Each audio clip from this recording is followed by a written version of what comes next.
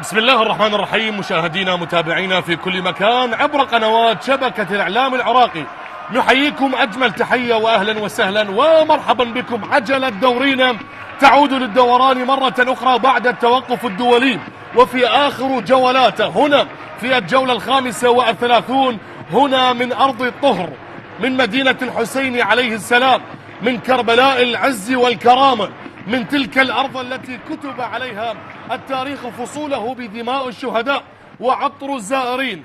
صقور الغربية يحلون ضيوفا على أبناء الفرات الأوسط هنا على أرضية ملعب كربلاء الدولي، هذا الملعب الذي لا يستضيف فقط المباريات بل يحتضن أرواحا وذاكرة وتاريخا لا يمحى أبدا. كربلاء بمواجهة القرمة في إطار منافسات دوري نجوم العراق. أهلا بكم في كربلاء المقدسة. هنا كربلاء بالمركز ال19 ما قبل الأخير برصيد 22 نقطة، بمواجهة القرمة بالمركز الثامن برصيد 49 نقطة. في مباراة الذهاب انتهت بدون أهداف بنتيجة سلبية 0-0 هنالك في الرمادي، واليوم مباراة الإياب بالمرحلة الثانية وآخر جولات دورينا، الجولة 35 بقيادة الحكم علي حسين علي، يساعد وليد عبد السلطان ومحمد أحمد شاكر، وبغرفة الفار واثق محمد وحامد طالب. وعلى بركة الله تنطلق صافرة البداية للإعلان عن بداية أحداث هذه المباراة.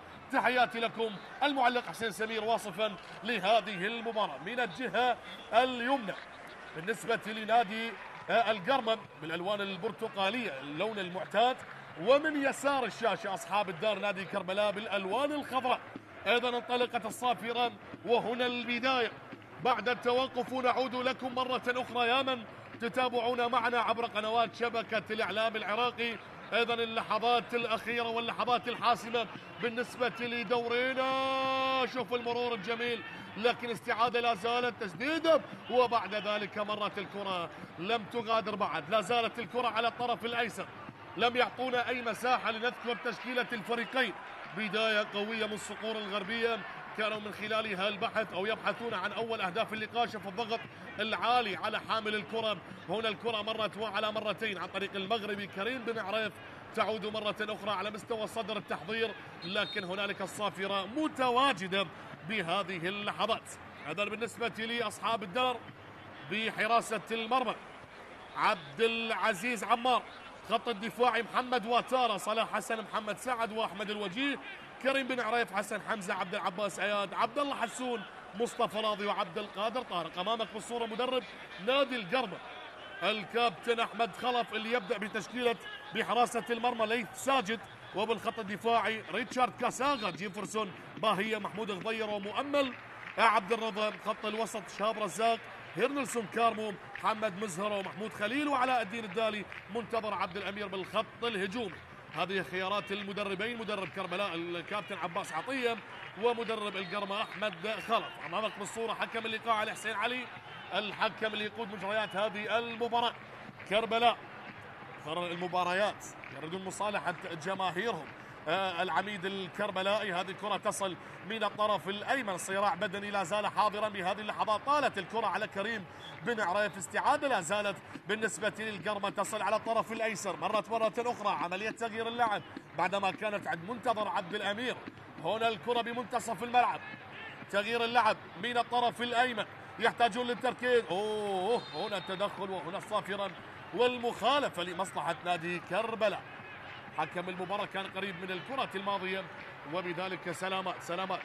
معك بالصورة مدرب نادي كربلاء عباس عطية، أيضا بالسلامة عبودي كما يحلو أن يسمونه عشاق نادي كربلاء. شوف الاستلام بالمناسبة في المباراة اللي انتصر فيها الميناء بثلاثية مقابل هدف على كربلاء، اللي سجل الهدف الوحيد هو عبد القادر طارق. أيضا مخالفة الآن المغربي كريم بن عريف على التنفيذ. اليوم خيارات المدربين، هل التوقف كان له تغييرات بهذه التغييرات اللي اجراها المدربين بهذه التشكيله؟ ايضا تكلمنا عن نادي القرمه اللي غاب عنهم حارسهم الاساسي محمد حميد بداعي الاصابه، واليوم البديل ليث ساجد الحارس الشاب يعتمد عليه المدرب احمد خلف في حراسه المرمى اليوم. ايضا مخالفه لكريم بن عريف على التنفيذ، يلعب كرة عالية داخل منطقة الجزاء الرأسية وبعد ذلك إلى خارج الملعب. محمد واتارا اللي أمامك بالصورة، بوركينا فاسو اللي جرب حظه بالكرة الماضية لكنها مرت إلى خارج الملعب. محمد واتارا اللي يمتلك برصيد 3 أهداف هذا الموسم، سجل في شباك القاسم والكرخ والقوة الجوية.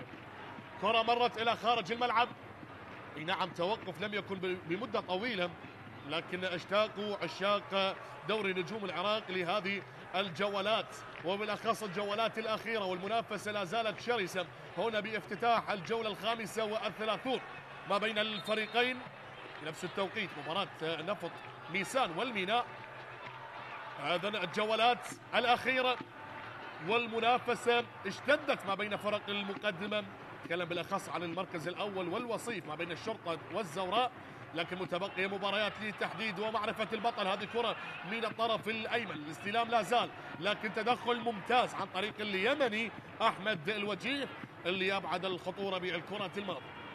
أيضا رمية جانبية تنفذ بهذه اللحظات، تصل من الطرف الأيمن للقرمة صقور الغربية، البرتقالي يحاول بكرة عالية وبعد ذلك الاستعادة تصل لكريم بن عريف اللي يهيئ كرة أرضية سريعة لعبد القادر طارق، يسقط عبودي لكن حكم اللقاء يقول لك العب، ليس هنالك صافرة مع احتجاج لعبد القادر طارق.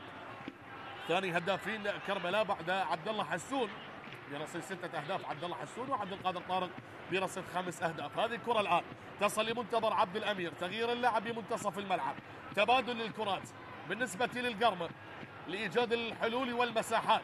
هنا تكلم في ملعب كربلاء الدولي، هذه المباراة لتحتضن أبناء صقور الغربية والعميد الكربلائي. استلام جميل ترويض ولكن الكرة مرت إلى خارج الملعب، ضربة ركنية بعد تدخل اليمني أحمد الوجيه.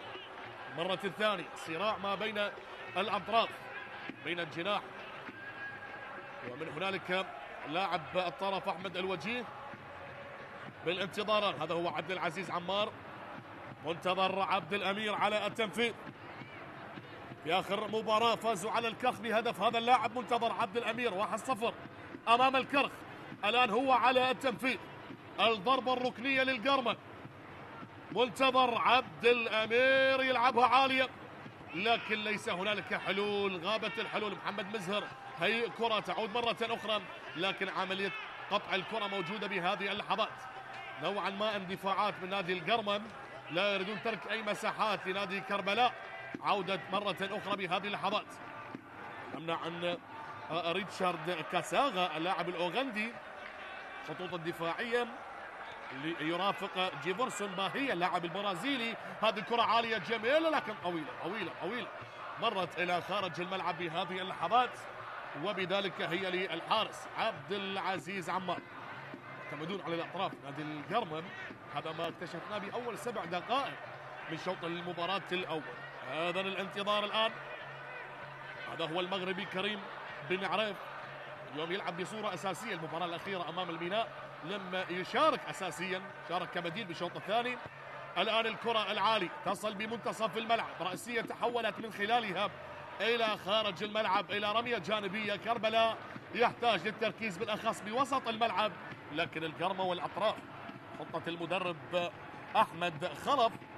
أحمد الوجيه على التنفيذ اللي أمامك بالصورة، أحمد الوجيه يلعب كرة سريعة الآن لكريم بن عريف. كريم يحاول مرور جميل، تمريرة ولا أروع، محاولة لا زالت لكن هنا تدخل من الخط الدفاعي وإبعاد الخطر وتشتيت الخطر إلى خارج أرضية الملعب. دافعين بالأخص بعد هذا التوقف اللي جرى تجل شوية دقائق للدخول بصورة أكبر لعمق اللقاء. هذا هو صلاح حسن على التنفيذ، صلاح يلعبها بصورة سريعة بهذا التوقيت. الاستلام لمحمد مزهر، تعود مرة أخرى لإيجاد المساحة بعدما كانت للاعب الأنغولي هيرنلسون كارمو اللي يتركها لزميله، وتعود لحارس المرمى ليث ساجد. ليث يغير اللعب لجيفرسون باهية على الطرف الأيسر البرازيلي.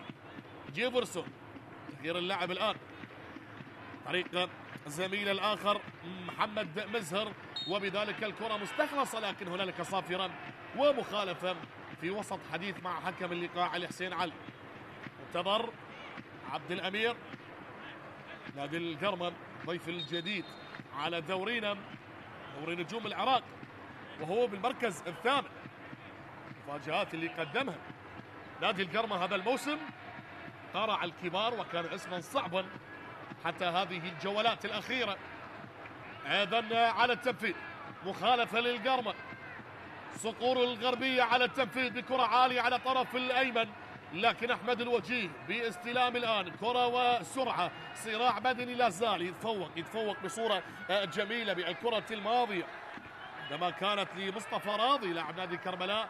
ها هنا الرأسية طول القامة، يتفوق بالكرة الماضية. تعود مرة أخرى كريم بن عريف اللي يبحث عن المساندة، تمريرة ممتازة. كريم بن عريف لاعب هادئ جدا، يقدم تمريرات جميلة، وهنا كرة من بعيد لكن سهلة للحارس ليث ساجد.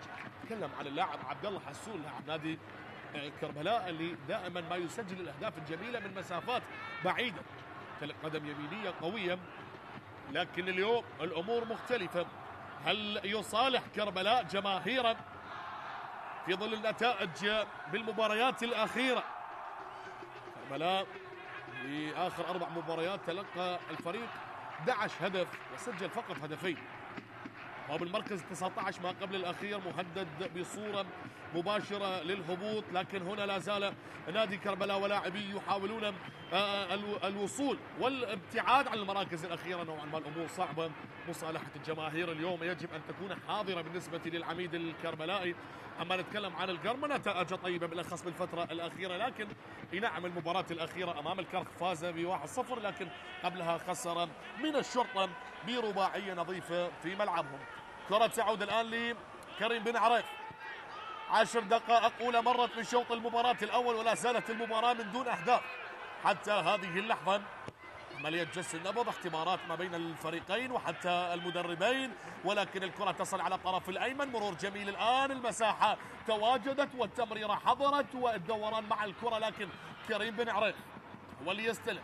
شوف بالكعب، يا سلام يا سلام، تكمل بهدف، لكن مرت أي لوحة قدمت بصورة جميلة بالكرة الماضية بعد تمريرة أولى وثانية وثالثة، ونشاهدها. شوفها بالإعادة، شوفها كانت بالكعب من كريم بن عريف. بعد ذلك قدم تمريرة ذكية لعبد القادر طارق، رأسية مرت فوق العارضة إلى خارج الملعب. ليث ساجد، مسؤولية نوعا ما تعتبر اليوم، ثقة عالية لحارس المرمى الشاب ليث ساجد بغياب الحارس الأساس محمد حميد اللي نتمنى له السلامة والشفاء العاجل. كرة تعود الآن عن طريق هيرنلسون كارمو، تغيير اللعب لمحمد مزهر، جاد الحلول والمساحات عن طريق منتظر عبد الأمير. شوف هنا الثقة العالية، لكن ببعض الأحيان الثقة تكون قاتلة، فكن حذرا يا عبد العزيز عمار. هذه الكرة اللي مرت كانوا قريبين نادي القرمة من إضافة الهدف. شوف هي العرضية تشاهدها للوهلة الأولى بأنها سهلة، لكن عندما تتهاون مع هكذا كرات يكون العقاب شديد. شوف هنا محمد واتارا بالكرة الماضية مع اللاعب محمود خليل، صراع بدني لكن كاد أن يكلفهم هدف أول لكربلاء أو على كربلاء. الكرة تصل من الطرف الأيسر، عرضية داخل منطقة الجزاء، تعود مرة أخرى. شوف الاستلام الجميل، تغيير اللعب عن طريق اللاعب حسن حمزة بعدما مرر كرة على الطرف الأيسر. أحمد الوجيه، تمريرة لا زالت لم تغادر بعد، استمرارية، سرعة الآن، الثقة الموجودة. تغيير اللعب من عبد القادر طارق، لكن تعود مرة أخرى من الطرف الأيمن. إيجاد المساحة الآن، لكن تهدئة الأوضاع، وبذلك العودة بعدما كانت عند اللاعب ريتشارد كاساغا الآن تتغير على الطرف الأيسر بالنسبة لمحمود غضير يلعب كرة عالية. بدأوا يعتمدون على الكرات العالية. صقور الغربية نادي القرمة تعود مرة أخرى، تمريرة الآن للمغربي كريم بن عريف، هو اللي حرك اللعب بالنسبة لكربلاء، هو اللي يوزع ويقدم تمريرات، لكن شوف هنا مرة أخرى تزداد الأخطاء بالخطوط الدفاعية، وأيضا شاهدنا عتاب ما بين الزميلين اللي أمامك بالصورة. عبد العباس آيات نوعا ما شكل أو قدم عتابا بسيطا على زميله كريم بن عرف. أمامك بالصورة أحمد خلف مدرب نادي القرمم. أيضا كرة نفذت بهذه اللحظات. كريم هل حسدناك يا كريم بن عريف؟ هنا التسديدة، لكن عبد العزيز عمار للمرة الثانية يخطأ كريم بن عريف بالتمريرة بهذه الأماكن الصعبة. تركيز يجب أن يكون حاضر. نعم تكلمنا وقلنا بأنه هو من يوزع ويحرك اللعب، لكن عندما تمتلك ثقة عالية بهذه الأماكن تكون الأمور صعبة، يعني أي خطأ ممكن يكلفك هدف. كرة تعود الآن على اليسار، تغيير اللعب، لا زالت الاستلام عن طريق هيرنلسون كارمو لكن يخسرها، وعبد القادر طارق بهذه اللحظات صراع بدني لكن يكسب من خلالها رمية جانبية. عبد القادر طارق يوم الآمال تتجه بالنسبة لهذا اللاعب، بالنسبة للعميد الكربلائي. على التنفيذ الآن، تنفذ لكريم مرة أخرى، تبادل الكرات أولى وثانية، ال1-2 لكنها مرت إلى خارج الملعب بعدما قدم تمريرتين مع زميله محمد السعد. هذا هو اللي أمامك بالصورة عبد الله حسون هداف الفريق، هذا الشاب الجميل. وهنا لقطة من جماهير العاشقة والمحبة الحاضرة بهذه الأجواء الحارة على مستوى حالة الطقس، لكنهم مؤازرين ومحبين وعاشقين. هكذا هي كرة القدم، وفي إطار منافسات دوري نجوم العراق في آخر جولاته، وكريم بن عريف على التنفيذ بهذه اللحظات. الضربة الركنية تنفذ داخل منطقة الجزاء، والكرة تمر بهذه اللحظات. استعادة للقرمة، تحضير بكرة جميلة لكن هل غادرت أو لا؟ على ما يبدو غادرت. الراية تواجدت من المساعد وليد عابد سلطان، اللي يساعد أيضا محمد أحمد شاكر، حكم الرابع علي أحمد شاكر. كرة تعود الآن لعبد العزيز عمار، حارس مرمى نادي كربلاء، يلعب كرة عالية الآن، البحث عن عبد القادر طارق لكن استعادة بصورة جميلة عن طريق المدافع جيفرسون باهية اللاعب البرازيلي. ليث ساجد الآن، تغيير اللعب، ريتشارد كاساغا، الاستلام، خلق اللعب وخلق الفرص من الخطوط الدفاعية وعملية إخراج الكرة يجب أن تكون بصورة متقنة، بالأخص لنادي القرمة لأن اللاعبين كربلاء متراجعين لخط المنتصف، وبذلك أي خطأ ممكن يكلفهم مشروع مرتد. تعود الكرة الآن، هذا هو جيفرسون باهية، تغيير اللعب، تعود للخط الدفاعي مرة أخرى، تمريرة سريعة بعدما كانت لشهاب رزاق، ومرة أخرى من الطرف الأيمن. هذه الانطلاقة الآن، هذه المحاولة والكرة العالية لا زالت من الطرف الأيمن، تدخل ممتاز عن طريق اللاعب محمد واتارا. تعود الآن محمود خليل، تبادل التمريرات لإيجاد المساحات، لإيجاد الحلول، لكن الأماكن شبه مغلقة إلا إذا وجدت الثغرات. هذا ما يريد القرمة، والكرة تصل من الطرف الأيمن. العاشقين والمحبين، المؤازرين والجماهير الحاضرة بملعب كربلاء الدولي رغم قلة عدد الحاضرين لكنهم وصلوا بقلب واحد من أجل المؤازرة. هنالك من قطع المسافات من الأنبار لمؤازرة القرمة، وهنا أصحاب الدار أيضا متواجدين بملعب كربلاء الدولي. ضربة ركنية على ما يبدو أكدها حكم اللقاء أحمد الوجيه. حديث في هذه اللحظات عبد العزيز عمار، والأجواء لا زالت جميلة. دخلنا بالدقيقة 18 من شوط المباراة الأول ولا زالت المباراة من دون أهداف حتى هذه الدقيقة. ننتظر الآن هو المتخصص لتنفيذ الكرات الثابتة، منتظر عبد الأمير. ها هنا كرة تنفذ بهذه اللحظات، عالية الكرة، لا زالت الآن تسديدة اصطدت، تعود مرة أخرى. هيرنلسون، تغيير اللعب من الطرف الأيمن، هذه من بعيد مرت إلى خارج الملعب من دون تركيز، وبذلك الكرة طالت إلى خارج الملعب. مؤمل عبد الرضا، جهات أيضا وتحفيز بين الزملاء بهذه المباراة. أجواء جميلة، أجواء رائعة بهذه. شوف الحضور الجماهيري، العاشقين والمحبين، وابتسامة حاضرة أيضا على المدرجات. نشاهد بهذه اللحظات سريع الكرة رأسية تصل، طلاقة نحو الأمام، هذه فرصة ممكن، لكن الاستلام الجميل. شوف البرودة الأعصاب وإخراج الكرة عن طريق الأوغندي ريتشارد كاساغا. تغيير اللعب من الطرف الأيمن بهذه اللحظات. نشاهد الآن طرف الأيسر يتحرك، مطالبة بركلة جزاء، لكن متابعة اللعب. حكم اللقاء علي حسين علي قريب من الحالة.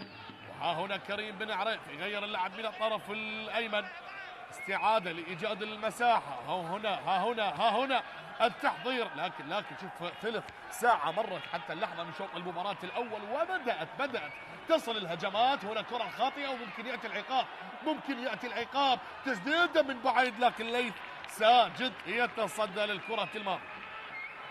ليث ساجد اللي أمامك بالصورة، شوفها بالإعادة، تسديدة عن طريق اليمني أحمد الوجيه، لكن الكرة شوفها بالإعادة، هذه اللي طالب من خلالها اللاعب منتظر عبد الأمير. شاهد بالإعادة، هنالك أيضا موجودة تقنية الفيديو. حكم اللقاء أيضا كان قريب، والقرار النهائي والأخير لقاضي اللقاء علي حسين علي. متابعة اللاعب لم يؤكد وجود أي شيء. نشاهد الآن بكرة تصل من الطرف الأيسر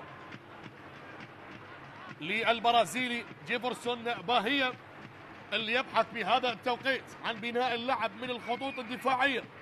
تصل الآن بهذه الأثناء القرمة نوعا ما مستحوذ ويسيطر على الكرة، وصول لأكثر من مرة من دون تهديد صريح على مرمى الحارس عبد العزيز عمار.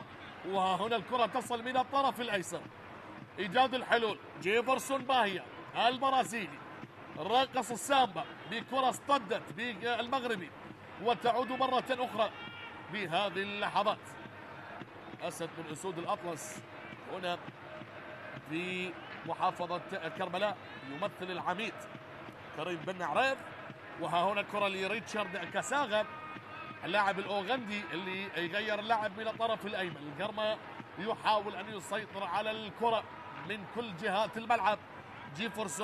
جيفرسون بهيم على التنفيذ بكرة تحولت على الطرف الأيمن. تدخل الآن من أحمد الوجيه. بعد ذلك تصل مرة أخرى تغيير اللعب من الطرف الأيمن، مواجهة وسباق السرعة بهذه اللحظات. وبعد ذلك يتفوق محمود غضير، ولقطة جميلة في غاية الروح الرياضية العالية، وبذلك الكرة تتحول إلى رمية رأس. عبد الله حسون ومحمود غضير حديث الآن بهذه اللحظات. رمية جانبية الآن، وحديث لا زال مستمر. علي حسين علي حكم اللقاء. بصراحة أقول هم يعز علينا، قضية الملعب تحتاج للإدارة. مشاهد كل ملاعبنا، كل مباريات دوري نجوم العراق بملاعب جدا ممتازة وجميلة، لكن أرضية ملعب كربلاء الدول اليوم ليس بالمستوى المطلوب. يجب على المسؤولين على الملعب أن يظهروا بصورة أجمل بالأيام القادمة بإذن الله تعالى. أيضا ملعب كربلاء الدول، هذا الصرح الكروي الجميل يجب أن يتابع. أي نعم هي الجولات الأخيرة، أي نعم هي لحظات الدوري الأخيرة، لكن هذا الملعب يجب أن يظهر بأجمل صورة. أمامك بالصورة عباس عطية مدرب كربلاء. كرة الآن للعميد. العميد الآن هل يبحث عن مساحة؟ هل يبحث عن الحلول؟ الكرة مستخلصة وممكن مشروع مرتدة من الطرف الأيسر. هذه انطلاقة، هذه محاولة إيجاد الحلول. علاء الدين اللاعب السوري، علاء الدين الدالي، تغيير اللعب من الطرف الأيمن. تصل الآن الكرة، لكن بعد ذلك تعود على الطرف الأيمن، وتغيير اللاعب لجيفرسون باهية، غيرها لمحمود غضير بهذه اللحظات اللي يبحث من خلالها القرمة نوعا ما يسيطر بصورة أكبر حتى اللحظة، لكن كرة القدم أهداف، كرة القدم نتائج. هل يفعلها العميد ويسجل الأول أم للصقور رأي آخر؟ هذه كرة تعود الآن جيفرسون، سيطرة بهذه الأماكن، لكن هذه خيارات المدرب. أيضا عباس عطية، تمريرة ذكية جدا لمحمد مزهر بهذه اللحظات، وإيجاد المساحة وإيجاد الحلول وتغيير اللعب لمنتظر عبد الأمير. منتظر يحاول بكرة اصطدت، وبعد ذلك تعود بالنسبة لكربلاء. تمرير الآن، قيادة وبناء هجمة جديدة. كريم يغير اللعب، الطرف الأيسر ينتظر، وتمريرة تصل. أحمد الوجيه اللي يحاول النقلة على اليسار. شاهد الآن نادي كربلاء عندما يقطع الكرة، تشاهد بأنه يريد أن يقدم بناء هجمة ممتازة، وهذا ما فعل أيضا قبل دقائق قليلة بعدما قدم كريم بن عريف كرة جميلة لعبد القادر طارق. 29 دقيقة من شوط المباراة الأول، ولا زالت المباراة بدون أهداف حتى هذه اللحظة. 0-0 ما بين كربلاء صاحب الدار والضيف القادم من الأنبار نادي القرن. تصل الآن الكرة من الطرف الأيمن، رأسية وإبعاد من محمد واتارا، وبذلك الكرة غادرت. هنالك راية، اي نعم غادرت إلى رمية تماس. هذا هو محمد واتارا من بوركينا فاسو اللي سبق واللعب لنادي النفط في موسم 2022. تصل الآن بهذه اللحظات من الطرف الأيمن، الرأسية متابعة الآن لإيجاد المساحة والحلول، لكن الكرة تعود مرة أخرى. هنا الصافرة والبطاقة الصفراء، بطاقة صفراء أولى تخرج بالمباراة بهذه اللحظات. خلينا نشوفها بالإعادة. سلامات اللاعب، شوفها بالإعادة. الاستلام من مصطفى أراضي، لكن البطاقة تواجدت بهذه اللحظات. هيرنلسون كارمو لاعب الأنغولي، سلامات لاعب نادي كربلاء. نادي القرمل يعتبر كما ذكرنا لكم مشاهدينا متابعينا ضيف الجديد على دورينا، يتأهل إلى دور نجوم العراق هذا الموسم لأول مرة بعد الفوز على نادي الرمادي بهدفين مقابل لا شيء في الدوري الممتاز. أيضا حسين علي، شوفها بالإعادة مع عبد العباس أياد. هذه الحالة الأخرى، نتكلم عن المركز الثامن والمركز 19. متابعة لأحداث اللعب أو كولينج بريك على ما يبدو. تشيكينج بينالتي وراجعة ركلة جزاء، لكن أين هي اللقطة؟ وماذا سيؤكد بغرفة الفار الدولي؟ واثق محمد وحامد طالب بغرفة الفار، ماذا سيؤكدون؟ أيضا هي فرصة لالتقاط الأنفاس وشرب المياه. تعلمون تماما بأن الأجواء حارة على مستوى حالة الطقس، لكن هنا تشيكينج بينالتي نشاهدها. علي حسين علي ذهب ليشاهد بنفسه ماذا جرى. على ما يبدو تشيكينج ريد كارد ليس بينالتي كما هو موضح بالصورة. حكم اللقاء يشاهد ويراجع لقطة التدخل من اللاعب هيرنلسون كارمو، وماذا سيؤكد؟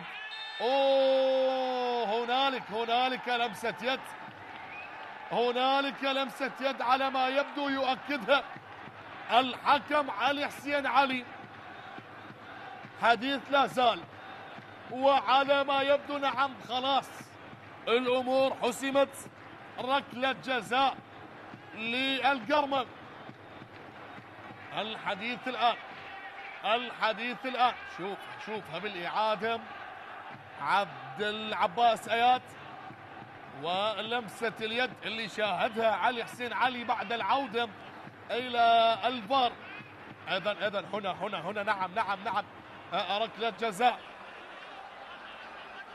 ركلة جزاء. لكن عندما شاهدنا بالحكم ذهب الى الفار، شاهدت التدخل من اللاعب هيرنسون كارمو، كنا نعتقد بانه مراجعة للريد كارت، لكن اتضح بانه يراجع لمسة اليد من اللاعب عبد العباس اياد. ايضا الحديث لا زال مستمر، وعلى ما يبدو بطاقة هذه المرة لمصطفى راضي. مصطفى راضي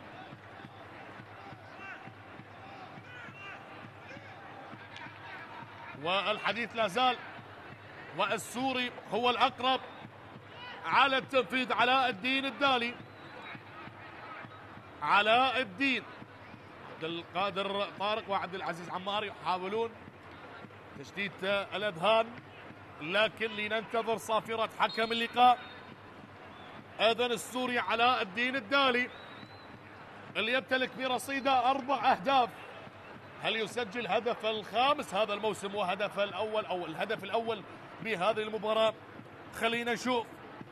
علاء الدين الدالي العقيد السوري بمواجهة عبد العزيز عمار. علاء الدين يشاهد وينتظر، والصافرة لعلاء الدين الدالي. علاء الدين وضع البساط وحلق عاليا علاء الدين، ويسجل أول أهداف صقور الغربية من ركلة الجزاء بالدقيقة 30. الهدف الأول بهذه المباراة لأبناء الغربية، وبإمضاء العقيد السوري علاء الدين الدالي يسجل أول أهداف هذه المباراة وخامس أهدافه هذا الموسم مع القرمان، وبذلك الهدف الأول يصل بالدقيقة 30 من ركلة جزاء الحارس عبد العزيز عمار بجهة، وعلاء الدين وضع الكرة بجهة أخرى. إذن وصل أول أهداف اللقاء، وبانتظار الآن ماذا سيفعل العميد الكربلائي ليعود للتعديل أو للقرمة رأي آخر ويبحثون عن هدف ثاني. لنشاهد ربع ساعة على نهاية شوط المباراة الأول، وهدف مقابل لا شيء حتى هذه اللحظة. كرة تعود الآن من اليسار لعبد العزيز عمار. الأرقام أيضا اللي تعتبر صعبة لنادي كربلاء بهذا الموسم، استقبل 56 هدف حتى اللحظة، مع هدف علاء الدين الدالي أصبح مستقبل 57 هدف، هو ثاني أكثر فريق متلقي أهداف بعد الحدود. هذه الكرة العالية لكن مرت إلى خارج الملعب، مرت الكرة إلى خارج الملعب. هذا هو مصطفى راضي اللي تلقى بطاقة صفراء قبل لحظات قليلة، بعدما أيضا لاعب القرمة هيرنسون كارمو تلقى البطاقة الصفراء. أيضا هدف مقابل لا شيء. انتظرنا لنصف ساعة لنشاهد أول أهداف اللقاء، وصلت من ركلة جزاء سجلها علاء الدين الدالي. والآن ننتظر ماذا تخبي لنا هذه المباراة. شوف الكرة من ليث ساجد، كانت ضعيفة نوعا ما وأرضية أو متوسطة. كرة تصل للقرمة الآن، تغيير اللعب من الطرف الأيمن، تبادل للكرات، تمريرة اصطدت وخاطئة بهذه اللحظات، لكن لا زالت معها الصافرة على ما يبدو عن تدخل ومخالفة بهذه اللحظات. أجواء جميلة، أجواء رائعة بهذه المباراة. 33 دقيقة حتى اللحظة، وهدف مقابل لا شيء، مع وصول نوع من الهجمات. نعم لم يهددون مباشرة على حراس المرمى، لكن بدأت تتحرك بعد الدقيقة 23. وها هنا الوصول للكرمة، انطلاقة الآن، انطلاقة تمريرة، ممكن هدف ثاني بالنسبة للصقور. هل يحلق الصقر عاليا؟ الكرة اصطدت، وقطع الكرة بصورة جميلة، وانقلبت من هنا ووصلت من هناك. هل يأتي الرد من كربلاء؟ العميد العميد العميد، والكرة مستخلصة، وهنالك تدخل. هنالك لاعبين مستلقين على أرضية الملعب. بالسلام بالسلام، تخرج الكرة للأطمئنان على سلامة اللاعبين. سلامات يا ريتشارد كاساغم. ومن هنالك عبد القادر طارق على ما اعتقد هو من يستلقي على ارضية الملعب. سلامات لكلا اللاعبين. نتمنى مشاهدة الإصابة أو الإصابات في هذه المباراة. نادي القرمم هذا الموسم لعب 34 مباراة، فاز ب 13 مباراة وتعادل ب10 مباريات وخسر ب 11 مباراة. الأرقام الإيجابية أيضا لنادي القرمة، سجل 39 هدف واستقبل 29 هدف. مع هذا الهدف اللي سجله علاء الدين الدالي أصبحوا مسجلين 40 هدف. موجب 11 أكبر فوز لنادي القرمة 5-0 على نفط البصرة، وأكبر خسارة للقرمة 4-0 من الشرطة و3-1 من الدوق. وبالجانب المقابل نتكلم عن كربلاء اللي لعب 34 مباراة، فاز فقط ب4 مباريات وتعادل ب10 وخسر 20 مباراة. سجل 23 هدف، استقبل 56 هدف. 4 مباريات فقط فازها نادي كربلاء هذا الموسم على زاخة 1-0 وعلى نفط البصرة 2-1 والحدود والميناء 1-0. يعني 3 مباريات 1-0.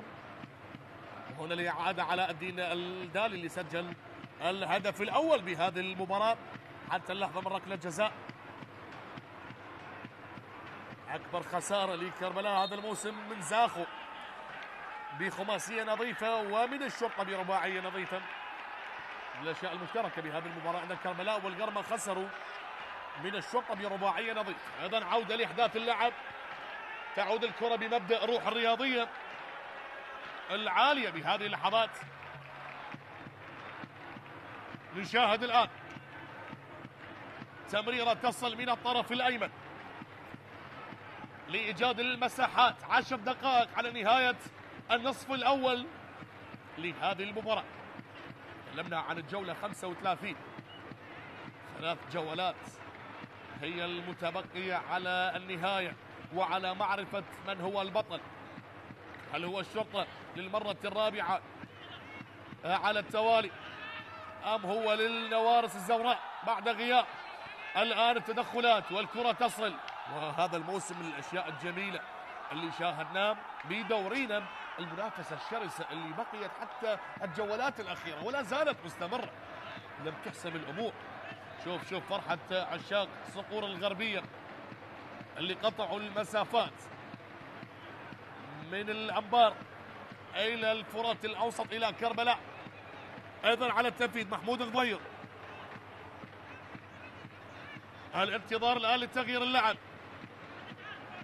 بهذه الأثناء تمريرة تصل بصورة سريعة لمحمد مزهر وإيجاد المساحات والحلول، وبعد ذلك التمريرة خاطئة من دون أي تركيز. تصل الآن بمنتصف الملعب، تمريرة فكرتها ذكية لكن لم يعطيه المساحة لاعب القرمم. وهنا السقوط. سلامات للاعب كربلاء، لاعب حسن حمزة الرقم 6 اللي امامك بالصورة. تدخل بهذه اللحظات طريق اللاعب ما اعتقد شهاب رزاق. وها هنا الكرة تصل مرة اخرى بهذه اللحظات بمنتصف الملعب. افتكاك للكرة لكن السرعة موجودة ويتدخل حارس المرمى عبد العزيز عمار لإبعاد أو لاستلام الكرة. بعد ذلك النقلة تصل لمحمد واتارم. حسن حمزة الآن يغير اللعب من الطرف الأيسر. انطلاقة لا زالت لم تغادر. 1 على 1 غادرت على ما يبدو. حكم الراية شاهدها غادرت. زاوية الرؤية نوعا ما صعبة كانت. وها هنا مصطفى أراضي اللي تلقى بطاقة صفراء بهذه المباراة. شاهدها بالإعادة. هذه الكرة تسلل ليس لم تغادر. أكدها الراية حكم الراية بأنها تسلل. والكرة تعود الآن. شوط أول نوعا ما يعتبر متوسط من ناحية الأداء. لكن الشوط الثاني ستختلف به الأمور. هذه كرة للعميد والكرة اصطدت ولا زالت لكربلاء عالية الكرة. استلام الآن التصويبة وين تأخر بالكرة الماضية وتصل الآن على الطرف الأيسر. انطلاقة لا زالت وبعد ذلك البحث عن الوصول، لكن مرة كانت الفرصة أقرب للاعب محمد ساعد برقم 17 لكنه لم يسدد على الطائر. سلامات للاعب القرمن علاء الدين الدالي صاحب الهدف الوحيد بالمباراة، اللاعب السوري علاء الدين الدالي سبق وأن مثل نادي نفط نيسان. المهاجم السوري امامك بالصورة عباس عطية مدرب كربلاء، والكرة تصل من الطرف الأيمن الآن. عملية الإبعاد إلى خارج الملعب. اللاعب محمود خليل أمام أحمد الوجيه بالكرة الماضية. أذن 5 دقائق متبقية، وها هنا مؤازرين ومشجعين كربلاء يؤازرون رغم كل الظروف اللي مر بها نادي كربلاء هذا الموسم، رغم كل النتائج، لكن لا زال هنالك من يعشق ويؤازر. هذا هو الوفاء الحقيقي. إذن الضربة الركنية الآن للقرمة والرأسية طالت بالكرة الماضية، تعود مرة أخرى. لا زالت قائمة عالية عالية عالية. الله الله الله الله الله الله. ضاعت الكرة على القرمة بصورة غريبة، ومن الممكن أن تتحول إلى كربلاء، لكن مقطوع الكرة بهذه اللحظات وتصل لمصلحة القرمة مرة أخرى. الآن على اليسار محمود غضير يلعب كرة عالية، شوف الترويض، شوف الاستلام الجميل، لكن الكرة مرت وفيها راية اوفسايد. راية تواجدت في هذه اللحظات، والآن الانتظار. شوفها بالإعادة مع متسلل، وهنالك الراية تواجدت ودخلنا بالدقيقة 41. ولا زال القرمة متقدما بهدف نظيف لركلة جزاء بالدقيقة 30 سجل علاء الدين الدالي. الآن ننتظر ونشاهد بهذه اللحظات. هذا هو شهاب رزاق رقم 16. شهاب رزاق شوفوا بالإعادة مثل القوة الجوية والكرخ. شهاب رزاق تصل الكرة الآن على الطرف الأيسر بالنسبة للبرازيلي جيفرسون باهية اللي مرر تمريرة ذكية بالكرة الماضية. لا زالت قائمة، لا زالت محاولات القرمة للبحث عن ثاني أهداف اللقاء، لكن كربلاء يعتمد على أي خطأ ويبحث عن قيادة المرتدات بقيادة هؤلاء الشباب الموهوبين بالخطوط الهجومية. نتكلم عن عبد الله حسون وعبد القادر طارق.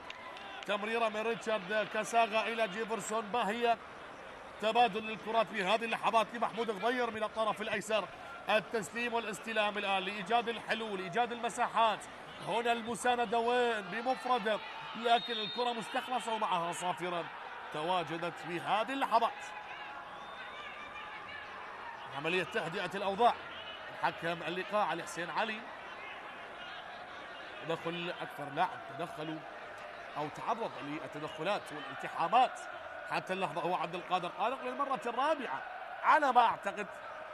إذا كرة عالية الآن ريتشارد كاساغا وإبعاد الخطورة بالكرات الماضية. وهنا انطلاقة للقرمة. محاولة طالت على محمد مزهر وتعود على الطرف الأيمن لكربلاء. استلام الآن، تحضير الآن، عبد الله والحلول، لكن الكرة غادرت إلى خارج الملعب. الكرة إلى رمية جانبية الآن. جماهير القرمة والاحتفاليات، لكن لا زال الوقت مبكرا على الاحتفال، لكن من حقهم فريقهم بالمركز الثامن ومستمرين في دوري النجوم العراق الموسم القادم، ومن الظهور الأول حقق المراد وقدموا مفاجآت ونزل المفاجآت. القرمة انتصر على القوة الجوية والميناء، فاز على الجوية 2-1 وعلى الميناء 2-0. هذه كرة سريعة لكربلاء، لكن الكرة غيرت مسارها هي الكرة من غيرت مسارها. قطع الكرة الآن لا زالت قائمة للعميد. هذه كرة لكربلاء، دوران من مصطفى راضي، لكن يختار العودة لكريم بن عريف. كريم بن عريف تغيير اللعب من الطرف الأيسر، وها هنا الكرة العالية للاعب محمد سعد. محمد سعد وإيجاد الحلول على الظهير المتقدم الظهير الأيمن، لكن الكرة تعود مرة أخرى بمنتصف الملعب. تسليم واستلام، لكن مقطوع الكرة عن طريق اللاعب صلاح حسن. كريم بن عريف يغيرها الآن لحسن حمزة اللي ينطلق نحو الأمام. حسن حمزة يجد المساحة لكنه يسقط بهذه اللحظات، والرأسية تحولت من الطرف الأيمن. لا زالت الآن بالنسبة لعبد الله حسون المهارة والسرعة والعرضية العالية من الطرف الأيسر لا زالت قائمة. الله الله الله الله، ضاعت أخطر فرصة لكربلاء عن طريق الهداف عبد الله حسون. كانوا قريبين من إضافة هدف التعديل. شوفها بالإعادة، شوف الدخول، هو من بدأ الهجمة، هو من مرر التمريرة العالية ثم دخل إلى منطقة الجزاء، لكن رأسية لعبها بصورة جميلة ومرت من خلالها إلى خارج الملعب. شوفها بالإعادة، فكرتها جميلة لكن رائعة الكرة صراحة، مرت إلى خارج الملعب، وبذلك عبد الله حسون لم يكن محظوظا بالكرة الماضية، مرت إلى خارج الملعب.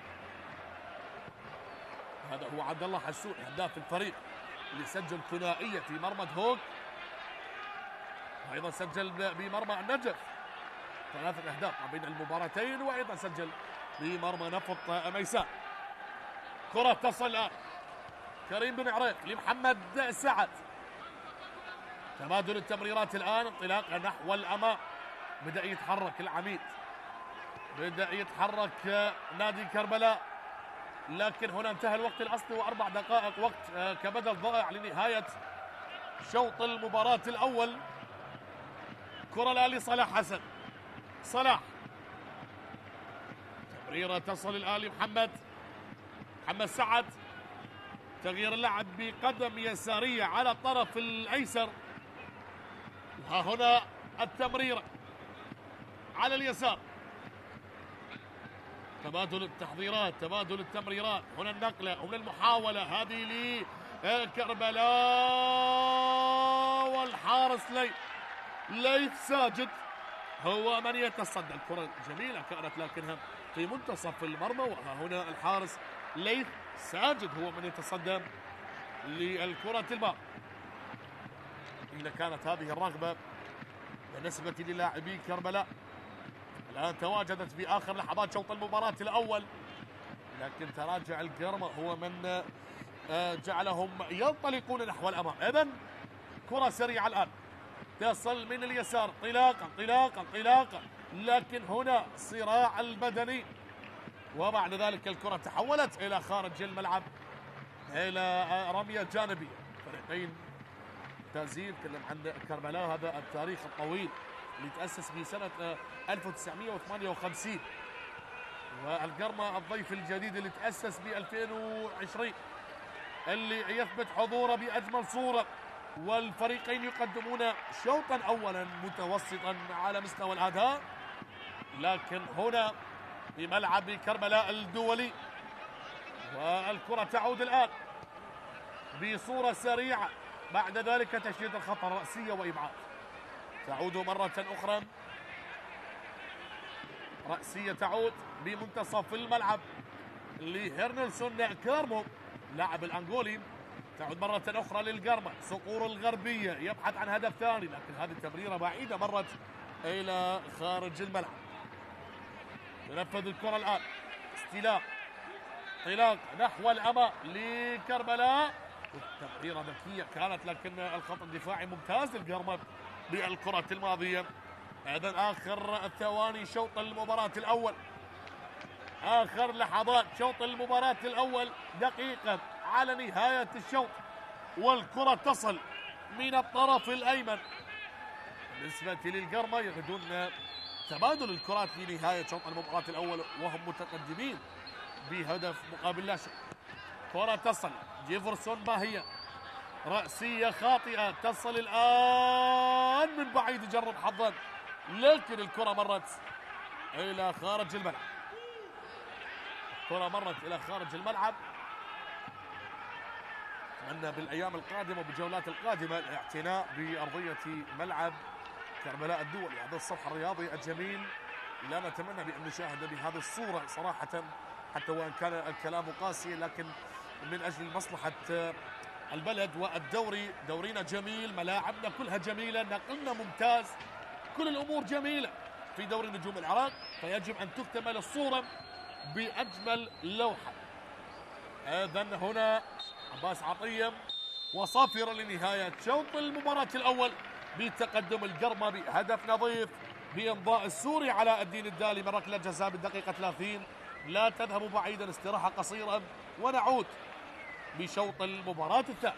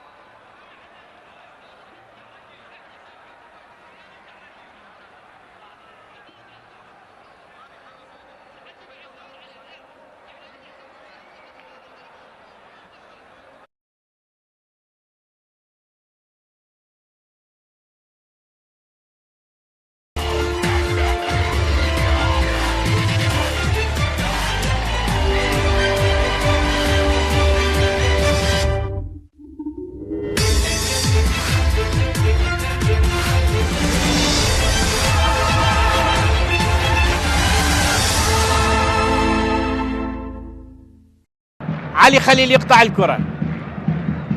علي صعبة على علي، صعبة على علي، لكن ببراعة مار مار مار مار مار. برافو علي، خطيرة خطيرة خطيرة. جول جول جول جول. محمود أحمد يسجل أول أهداف المباراة بالدقيقة 25 من عمر المباراة. محمود أحمد بعد كرة اجتازه، كنت أظن أن لا يجتازه ولا يستثمرها. علي خليل اللي يتوغل ويهيئ كرة على طبق من ذهب إلى محمود أحمد اللي يسجل ثاني أهدافه هذا الموسم بعد أن سجل في شباك القاسم، يسجل اليوم في شباك نوروز. كرة جميلة يتوغل من خلالها علي خليل. علي خليل ببراعة هيئ كرة حلوة على اللاعب. شوف شوف شوف شوف شوف شوف اجتاز اثنين من اللاعبين، مر علي خليل هيئها إلى محمود. محمود لعبها على العمود البعيد وسجل أول أهداف المباراة. شوف شوف شوف شوف شوف شوف شوف اسيست رائع رائع رائع رائع من علي خليل. علي خليل لمحمود أحمد، ومحمود أحمد على العمود البعيد يحرز أول أهداف المباراة لمصلحة نادي نفط البصرة بالدقيقة 25 من المباراة، ويسجل هدف الشخص الثاني بعد أن سجل في شباك القاسم. شوف كرة ومرت بخطأ دفاعي قاتل من مدافعي نادي نوروز. كرة اللعب بالراس خطيرة يخلصها حسام، ومرة أخرى بعد خطرة. جول جول جول جول جول جول جول. أسو أسو أسو أسو أسو أسو أسو أسو لعب كرة، وعلي صالح يسجل هدف التعادل بالدقيقة 29 من عمر المباراة. علي صالح يسجل بالدقيقة 29 من عمر المباراة هدف التعادل لفريق نوروز. علي صالح بالدقيقة 29 يسجل هدف الثاني بعد أن سجل في شباك الحدود. كرة من كرة عرضية. شوفها شوفها شوفها شوفها، شوف الكرة من كرة ثابتة بالرأس ارتدت من حسام. كرة عرضية علي صالح الخالي من الرقابة، شوف من بين المدافعين بشكل مستريح وعلى بعد ياردة واحدة يضع الكرة في شباك حسام مهدي ويسجل هدف التعادل. شوف الكرة ارتدت، السهيها كاتوز لعبها وعلي صالح استقبلها إلى داخل الشباك، وهدف التعادل لفريق نوروز بعد أقل من 6 دقائق يعادل نوروز النتيجة. 1-1 الآن، 1-1. مرت على يسار حسين فلاح، شوف علي صالح الخالي من الرقابة يلعب الكرة بسهولة من داخل منطقة الست ياردات. تمركز سليم للاعب علي صالح يدرك من خلال التعادل. عائد إلى مناف يونس. سجاد يحاول التقدم، سجاد داخل منطقة الجزاء خطيرة. ممكن الآن أحمد يحيى يحاول أن يسدد، والمحاولة وهدف الشرطة. جول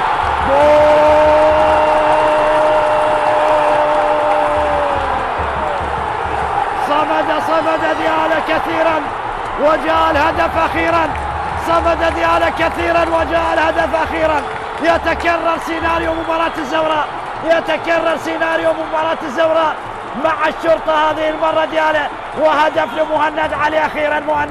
أخيرا مهند علي يسجل في مرمى ديالا. هدف للقيثارة الخضراء وفرحة جماهير الشرطة. هدف الآن بعدما صمد ديالا 92 دقيقة أمام محاولات فريق الشرطة وهجوم الشرطة، لكن مهند أخيرا الهداف لفريق الشرطة يسجل هدف في مرمى ديالا ويضع 3 نقاط لغاية الآن مع الشرطة. مهند علي ميمي هدف 26 خلال هذا الموسم. لاحظ الإعادة، لاحظ المحاولة أحمد يحيى وإنقاذ من صديق جمال، لكن في غاية الجمال يسجل مهند علي لفريق الشرطة هدف الانتصار في هذه اللحظات. مهند علي يتابع كرة أحمد يحيى المبعدة من صديق جمال، يكملها في المرمى ويسجل أول أهداف الشرطة في هذا اللقاء. ديالا والصمود أمام محاولات الشرطة، لكن أخيرا مهند علي يسجل ويفرح جماهير الشرطة ويتوجه لجماهير الشرطة ليعلن عن الأفراح على المدرجات لجماهير الشرطة في هذه المباراة. إذا مهند علي ذهابا وإيابا يسجل في مرمى ديالا ورابع أهدافه خلال هذا الموسم في مرمى ديالا. عن الخطورة ومصدرها، هو مصدر الخطورة. هنا التمريرة الجميلة، يحاول يونس. جول يونس حمود يكسر الجمود. دقيقة يونس حمود بعد وقت طويل من الانتظار، بعد وقت طويل من الصبر، يسجل هدف للنجف. يونس حمود وتصويبه خدع فيها أمجد رحيم، قاتل على الكرة، حاول مع الكرة وباستماتة دفاعية بالرغم من خضر علي الذي كان ملتصقا بيونس حمود، إلا أن يونس حمود أصر على التسجيل، أصر على فك النحس، أصر على الإفطار. هل يخلص المباراة مندي والكرة الخطيرة، تصويبه، جول. المدفع السنغالي خلاص يقضي على آمال البرتقالي ويسجل هدف ثاني من دومينيك مندي. استلم الكرة من المنتصف، مر وتقدم وصوب، وأمجد رحيم لم ينجح بتصدي لهذه الكرة، لم ينجح بالتعامل الصحيح مع هذه الكرة. خطأ قاتل من أمجد رحيم يقتل فيها الكهرباء بعد تصويبة قوية من مندي، ومندي يضع النجف، يضع الغزلان بانتصار طال انتظاره من جماهير غزلان البادية.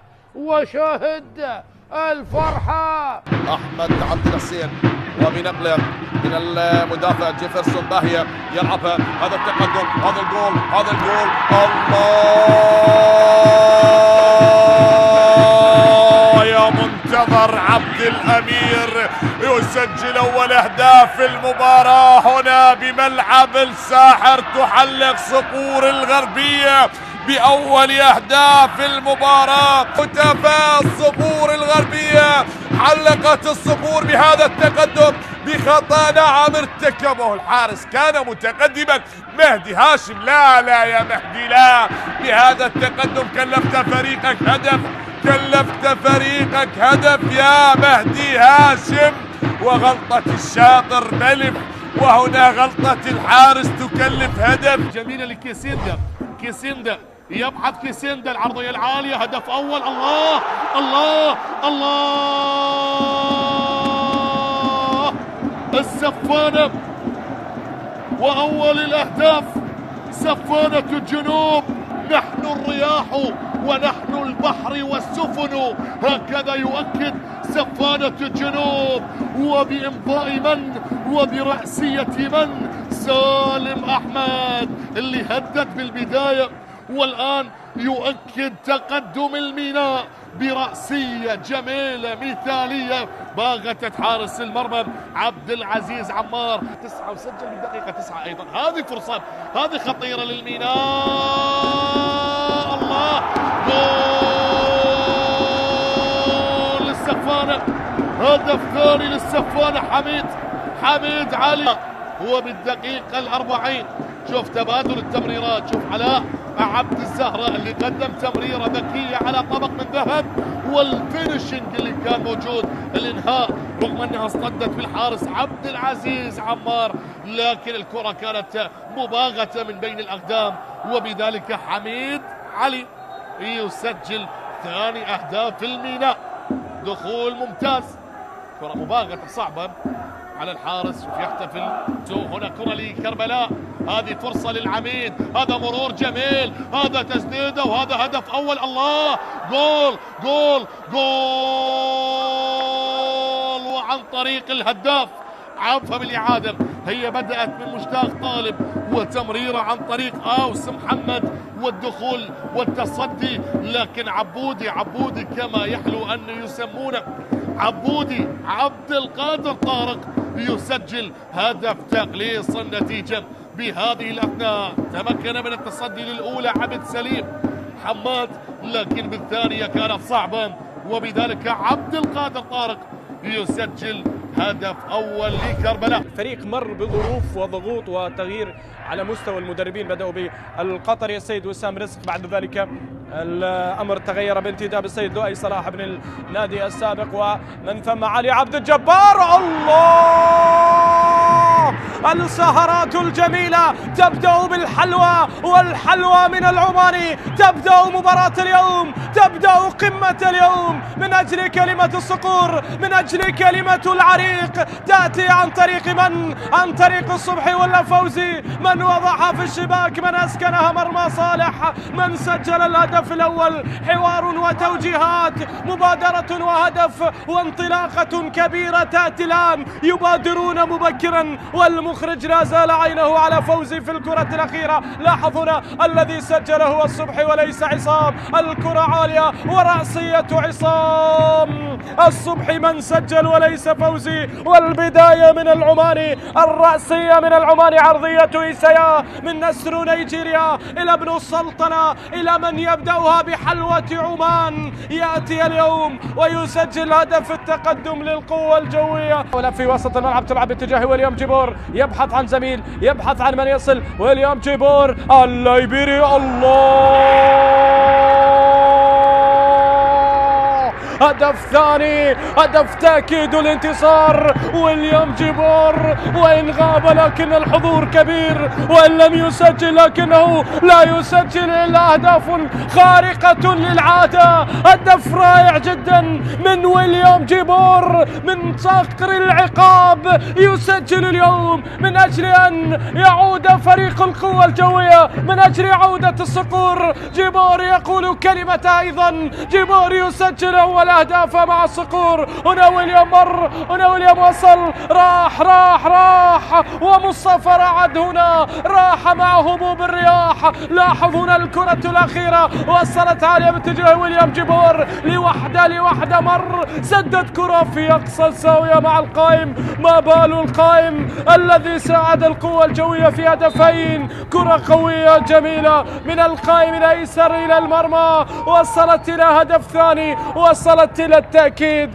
هنا الهدف، هنا الرائع والجميل والاحتفال الرهيب بالخبرة. سعد الآن يقف من أجل الثالث للصقور. سعد يتقدم على كرة الجول. الله على سكة الموت، يسير الصقر ولا يبالي، تسير القوة ولا تبالي. من قال إن القوة الجوية ضاع، من قال إن القوة الجوية يمر بأيام صعبة، هي عودة الصقور، قد عادت القافلة، قد حلقوا مرة أخرى بالتاريخ والماضي والحاضر. وإن عصفت بهم الرياح فالرياح جزء من هوية هذا النادي. سعد بن علي عبد الجبار، وسعد ينفذ على طريقة الكبار، وفريق التاريخ يعود بثلاثية الآن على استاد التاريخ، وفي جوار قبر سيد التاريخ في بلاد رافدين، بجوار قبر عمو بابا، وأمام أنظار الأسترالي الجديد جراهام أرنولد بالحاضر القريب. سعد يسجل،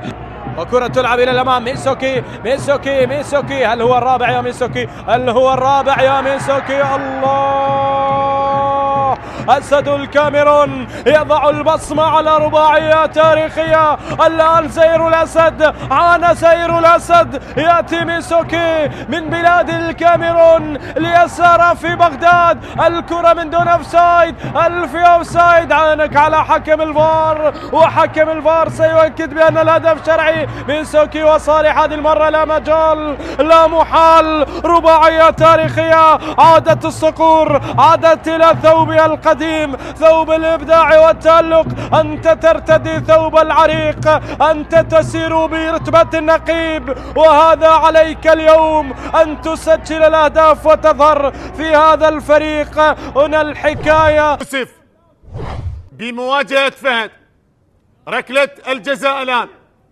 يوسف بن سودة يتقدم، الله، هدف لأربيل. هولير يتقدم الإمبراطور، وعن طريق التونسي هداف الفريق يوسف بن سودة يسجل أول أهداف المباراة، ليتقدم من ركلة جزاء القلعة الصفراء بأول الأهداف.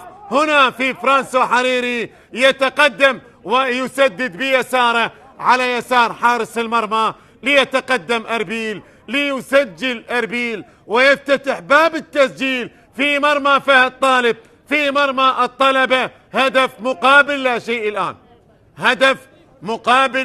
شيء الآن. فرحة سمير بابو بهذا الهدف، بهذا التقدم يصل.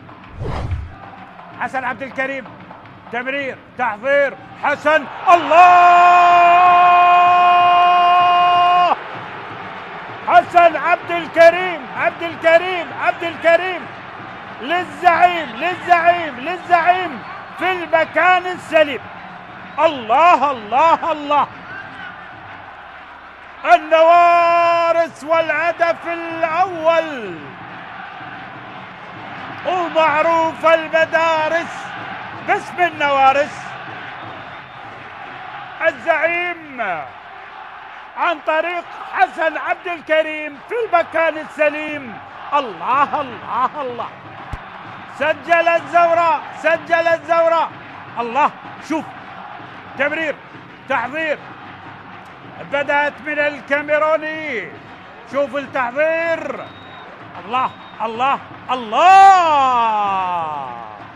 يسارية زورائية عن طريق قوقية، رائعة وصعبة جدا. حضرها النيجيري وقوقية بشباك الحدود. عبر الزوراء، عبر الحدود. يعود سريعا إلى دوري النجوم. حاول الآن منذر العلوي قريب جدا. الله، ثاني ثاني ثاني ثاني عن طريق العماني، ثاني ثاني ثاني ثاني عن طريق العماني. منذر العلوي العلوي جعل الزوراء في العلالي، جعل الزوراء في الصدارة. العلوي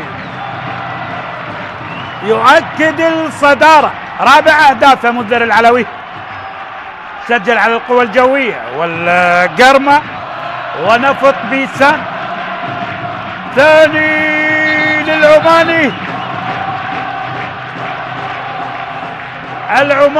العماني عن طريق الحارس ليث ساجد اليوم اللي يلعب بصورة أساسية بعد إصابة الحارس الأساسي محمد حميد.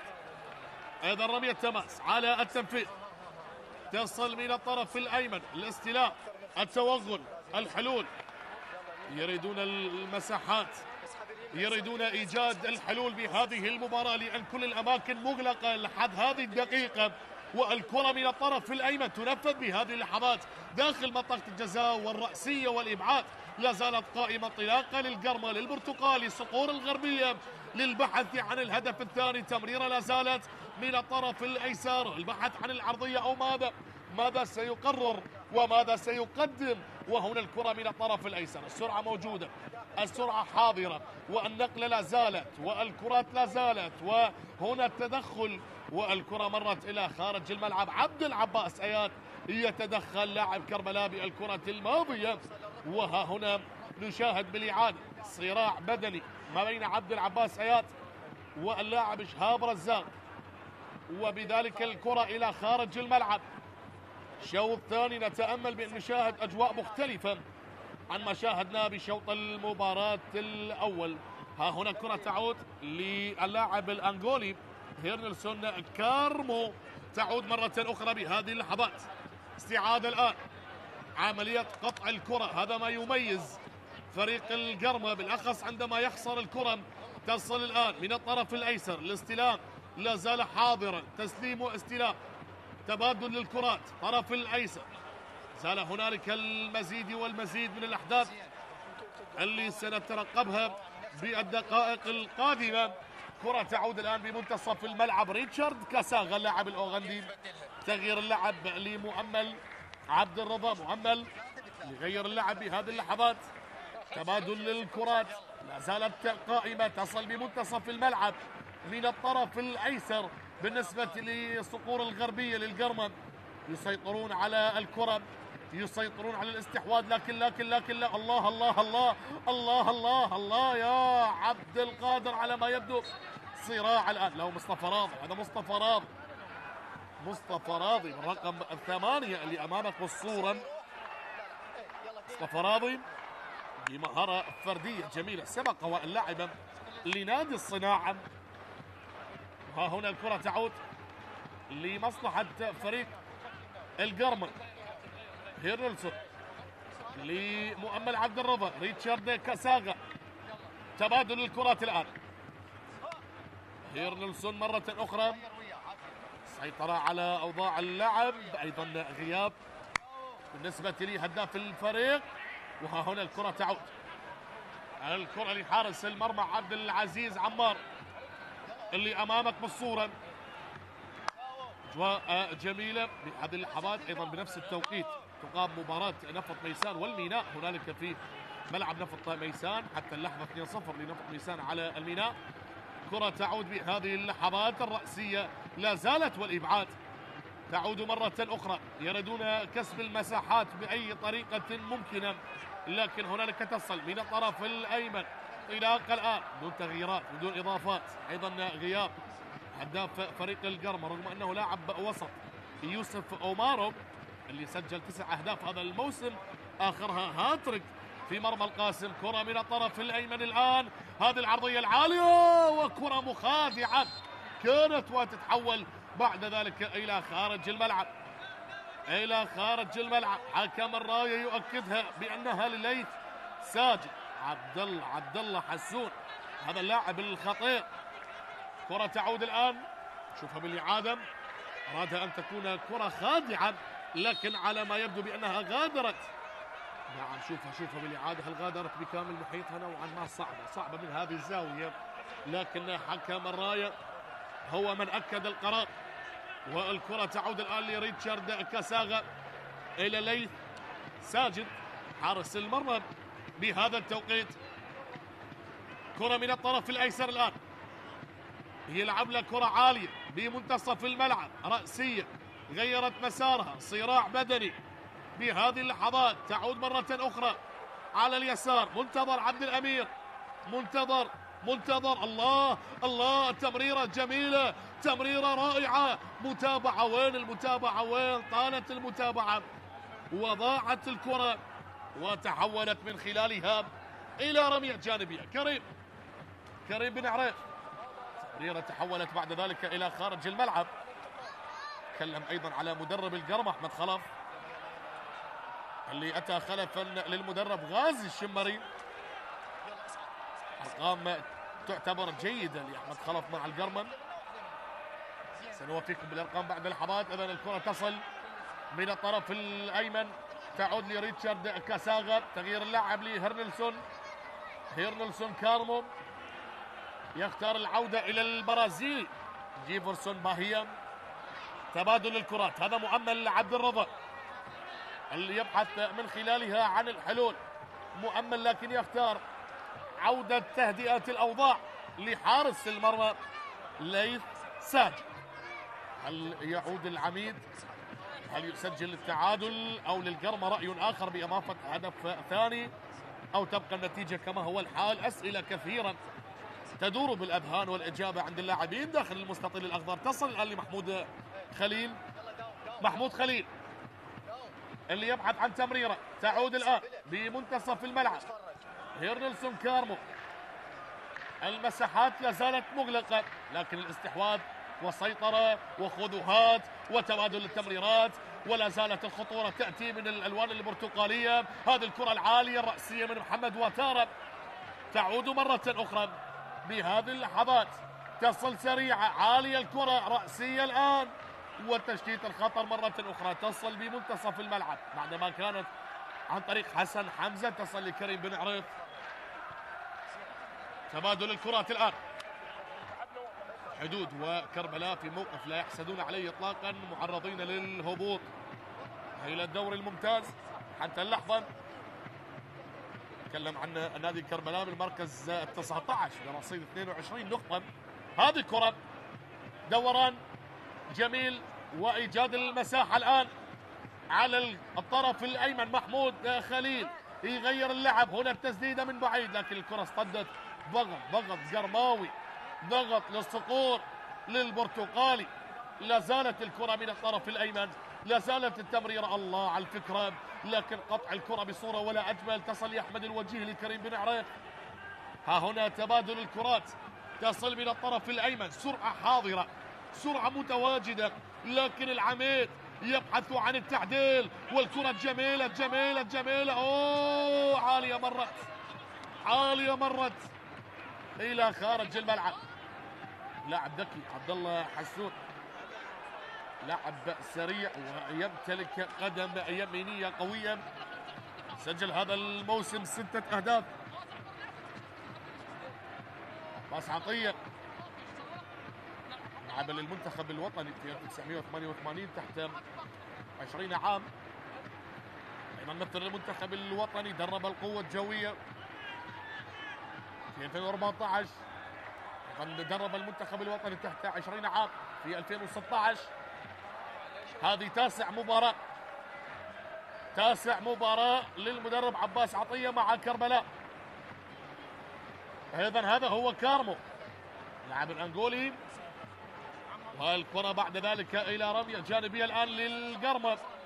مؤمل عبد الرضا اللي يبحث عن المساندة بهذا التوقيت، تصل بتمويه ممتاز، فكرة جميلة، لا زالت لمحمود من الطرف الأيمن، حضر الكرة، لا زالت انطلاقة، الثاني، الله، هدف ثاني ضاع على القرمة بعد تصدي ممتاز من عبد العزيز عمار.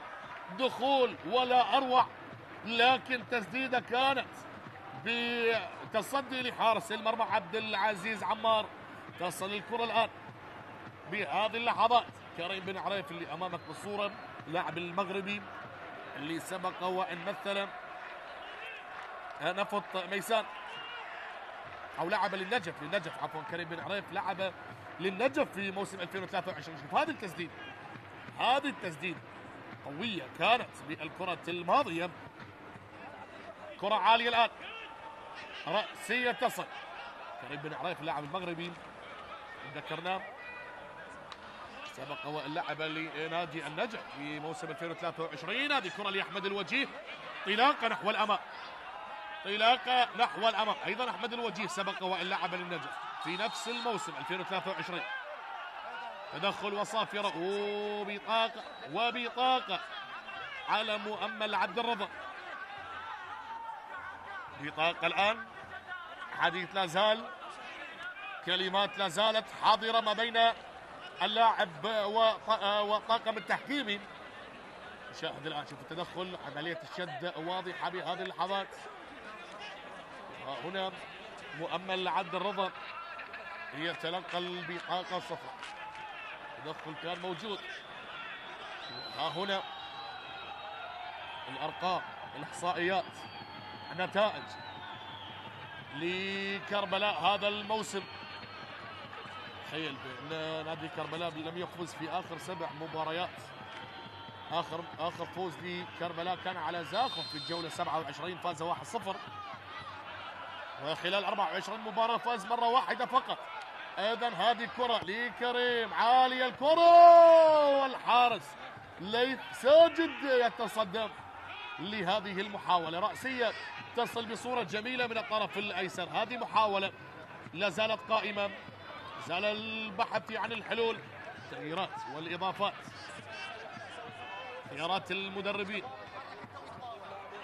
هذا ما أراد عباس عطية.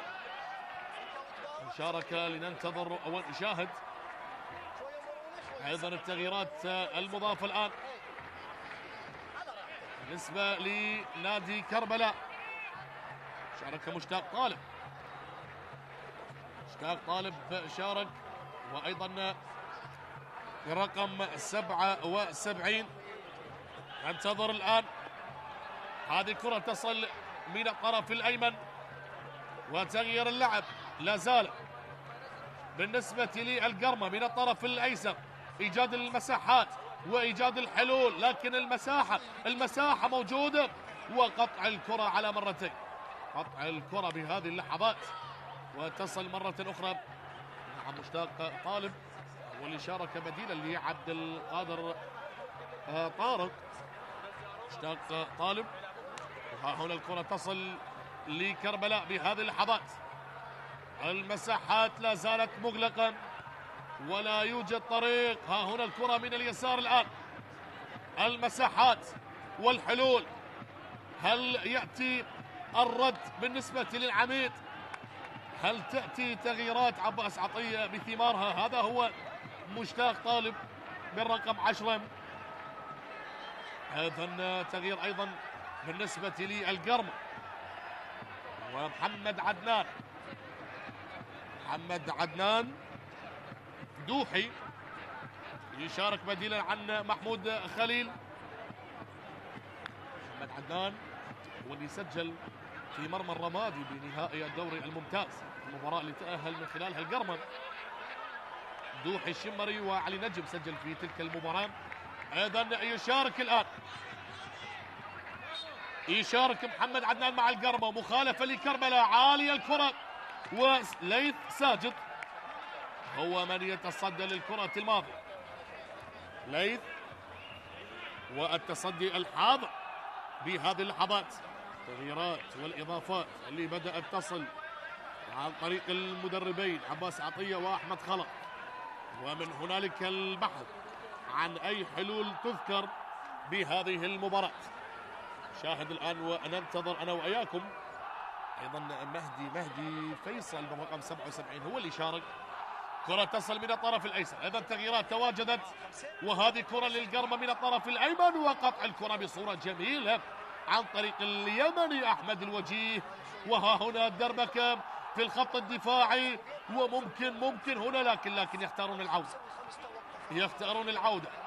خلنا بالدقيقة 62، وهذه كرة للبديل، أول لمسات محمد عدنان، لكن تشتيت الخطر عن طريق لاعبين كربلاء. بهذه اللحظات تترك، والكرة الآن بعيدة على ما يبدو إلى خارج الملعب. مع التغييرات اللي أجراها المدربين،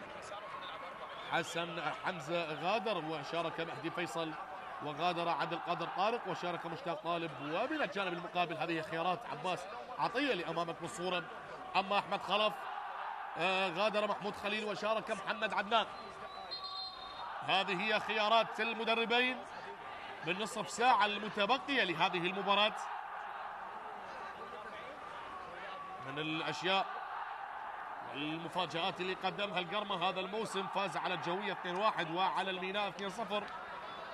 تعادل مع الشرطة بالمرحلة الأولى بنتيجة 2 مقابل 2. أيضا تعادل مع الزوراء 0-0، وتعادل مع الطلبة 1-1، لكن خسر من النفط 2-0 ومن الطلبة 2-0 ومن الجوية 1-0. خسر من الدهوك ثلاثية مقابل هدف، وخسر من نفط ميسان 3-2، وآخرها كانت من الشرطة برباعية نظيفة. ها هنا عاشقين ومشجعين القرمن اللي قطعوا المسافات الطويلة من الأنباري إلى الفرات الأوسط لمؤازرة القرمن. خلينا نشوف وخلينا نشاهد أي دقائق متبقية، هل فيها مفاجآت؟ هنا الإعادة لهذه الكرات، لكن لاعب يشكو من إصابة سلامات على ما يبدو أحمد الوجيه، اللاعب اليمني. الحكم علي حسين علي يطلب أو يطالب باستئناف اللعب. هذه كرة الآن المهددين حتى هذه اللحظة، تكلم بالإحصائيات وأيضا بالأرقام. المركز الأخير الحدود، وما قبل الأخير كربلاء، والمركز 18 نفط البصرة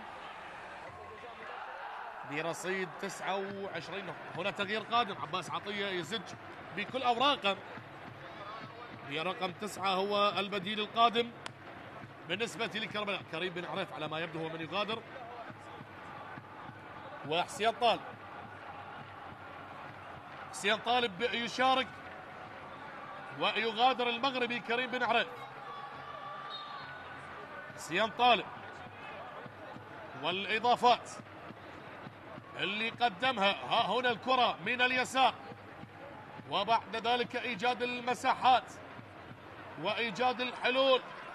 65 دقيقة تمر ولا زالت الدقائق تنقضي واحدة تلو الأخرى. أيضا الحلول هل تأتي بهذه التغييرات؟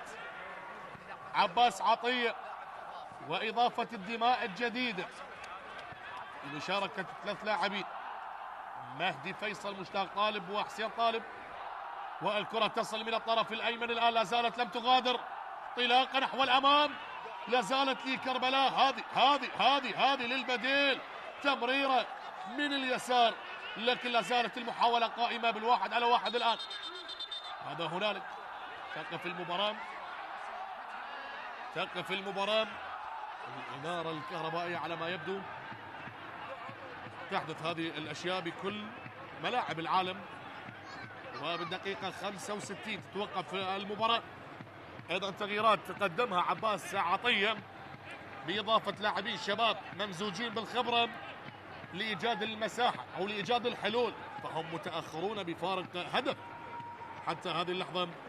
خلينا نشاهد وخلينا نشوف. أيضا كربلاء هذا الموسم شاقة ومحبين لا يريدون الهبوط، لكن هكذا هي كرة القدم. لا زالت الأمور معقدة وصعبة، لكن لا زال هنالك متبقية بعض الجولات. هل من الممكن أن نشاهد مفاجآت أو لا؟ هذا نادي كربلاء، هذا النادي الكبير اللي تأسس بسنة 1958 بطل الدوري الدرجة الأولى في المسمى السابق في عام 2002. الموسم الماضي كان بمركز ال16 برصيد 37 نقطة، وفي موسم 2023 تأهلوا على حساب نادي الناصرية بنتيجة 3-0 بالمباراة النهائية. لكن هنا وهذا الموسم أرقام نوعا ما تعتبر صعبة على نادي كربلاء، بالأخص بالمباريات الأخيرة، لأنه لم يفز بآخر 7 مباريات.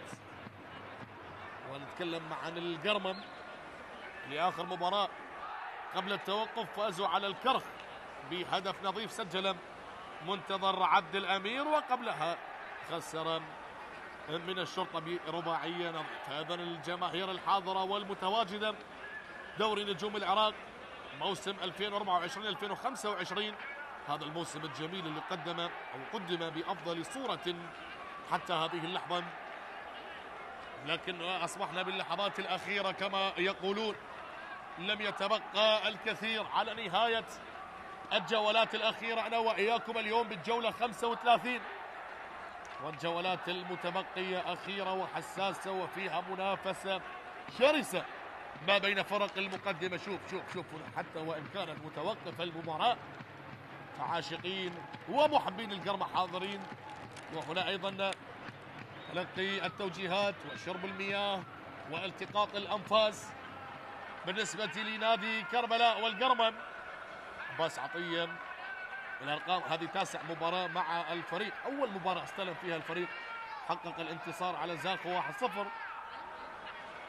وبعدها خسارة من النجف 3-2 ودهوك 2-1، واستمرت النتائج. إذن القرمم متقدم بهدف نظيف حتى اللحظة.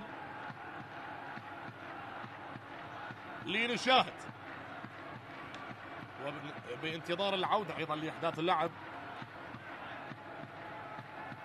بعد دقائق وثواني تستأنف هذه المباراة. المباراة بهدف واحد، هل تنتهي بهذا الحال؟ هل تبقى النتيجة 1-0؟ لنشاهد ماذا سيفعل المدربين عباس عطية وأحمد خلف. بالنسبة لعباس عطية قدم 3 تغييرات على التوالي منذ الدقيقة 60 إلى هذه الدقيقة، وبالنسبة لأحمد خلف بإشراك لاعب واحد فقط حتى اللحظة محمد عدنان دوحي، ملقب دوحي الشمري. وننتظر الآن بعدما غادر أيضا المهاجم محمود خليل بانتظار العودة لأحداث اللعب. زالت المباراة متوقفة وثواني ولحظات على العودة لاستئناف اللعب. ملعب كربلاء الدولي رغم هذه المراكز الأخيرة والنقاط، هو من مركز ما قبل الأخير مركز 19، لكنهم سيحاولون ويكفيهم شرف المحاولة. بذلك هذه كرة القدم، يعني الموسم السابق كربلاء كان بالمركز 16 برصيد 37 نقطة، لكن هذا الموسم حتى اللحظة بالمركز 19 ما قبل الأخير برصيد 22 نقطة. تذبذب المستوى وتراجع ببعض الفترات، هذا ما كلف الفريق هذا التراجع والمحافظة على هذه النقاط. يعني في آخر 7 مباريات، ونتكلم بالمجمل خلال 24 مباراة، حقق الانتصار مرة واحدة فقط، وآخر انتصار كان على زاخو بالجولة 27 بنتيجة 1-0. أما القرمة الضيف الجديد على دورينا دوري نجوم العراق بأول ظهور، حقق ظهور مميز، حقق بعض المفاجآت، وهو اليوم بالمركز الثامن مع هذه النتيجة. إذا انتهت بالانتصار سيصبح برصيده 52 نقطة، لكن لم تنتهي الأمور بعد، لم تنتهي المباراة بعد، لا زال هنالك الكثير، ومن الممكن بأن يقول كربلاء كلمة بالدقائق المتبقية. لنشاهد وننتظر العودة لأحداث اللعب بعد دقائق قليلة بانتظار عودة التيار الكهربائي. هكذا أمور حصلت في كل ملاعب أوروبا حتى الخليج، في العرب، في كل مكان تحصل هكذا أمور. وهنا حكم اللقاء علي حسين علي يوقف هذه المباراة. لا تعتبر هذه الأمور من الأشياء يعني الغريبة والعجيبة، ليس دفاعا عن ملاعبنا، لكن هذه الأمور تحصل في كل المسابقات والمنافسات الدولية والودية والأوروبية، حتى في الكهرباء، حتى حصل في الدول المتطورة جدا. أيضا بالانتظار لعودة لأحداث اللعب، النتيجة 1-0 للقرمة بعدما سجل علاء الدين الدالي بالدقيقة 30 بشوط المباراة الأول. ولا زلنا ننتظر أنا وإياكم يا من تشاهدون معنا عبر قنوات شبكة الإعلام العراقي هذه اللحظات. هذه أمور خارجة عن السيطرة وتحصل دائما في كل المناسبات. هذا تغييرات بالجملة من عباس عطية لنادي كربلاء، وتغيير وحيد للقرمة. وسننتظر استئناف اللعب، هل يكون لكربلاء كلام آخر أم للقرمة رأي مختلف؟ أشياء كثيرة من الممكن أن تحصل باللحظات والدقائق القادمة.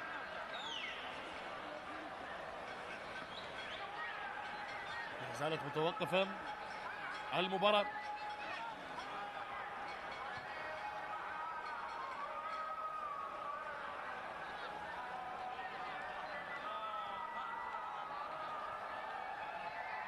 كربلاء والقرمن، ولا زالت متوقفة المباراة حتى هذه اللحظة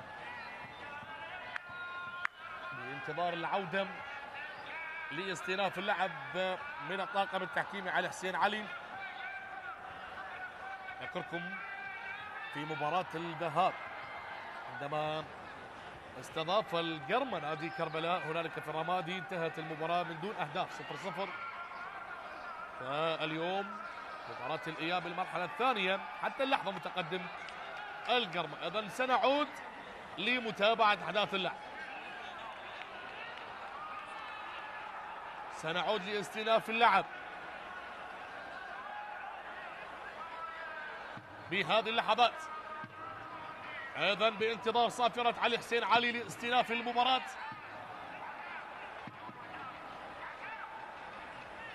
نشاهد الآن بهذه اللحظات علي حسين علي لاستئناف اللعب بعدما توقفت ما يقارب 3 إلى 4 دقائق على ما أعتقد. كل هذه الأمور محسوبة. نعم، يؤكد علي حسين علي ما يجري بهذه اللحظات.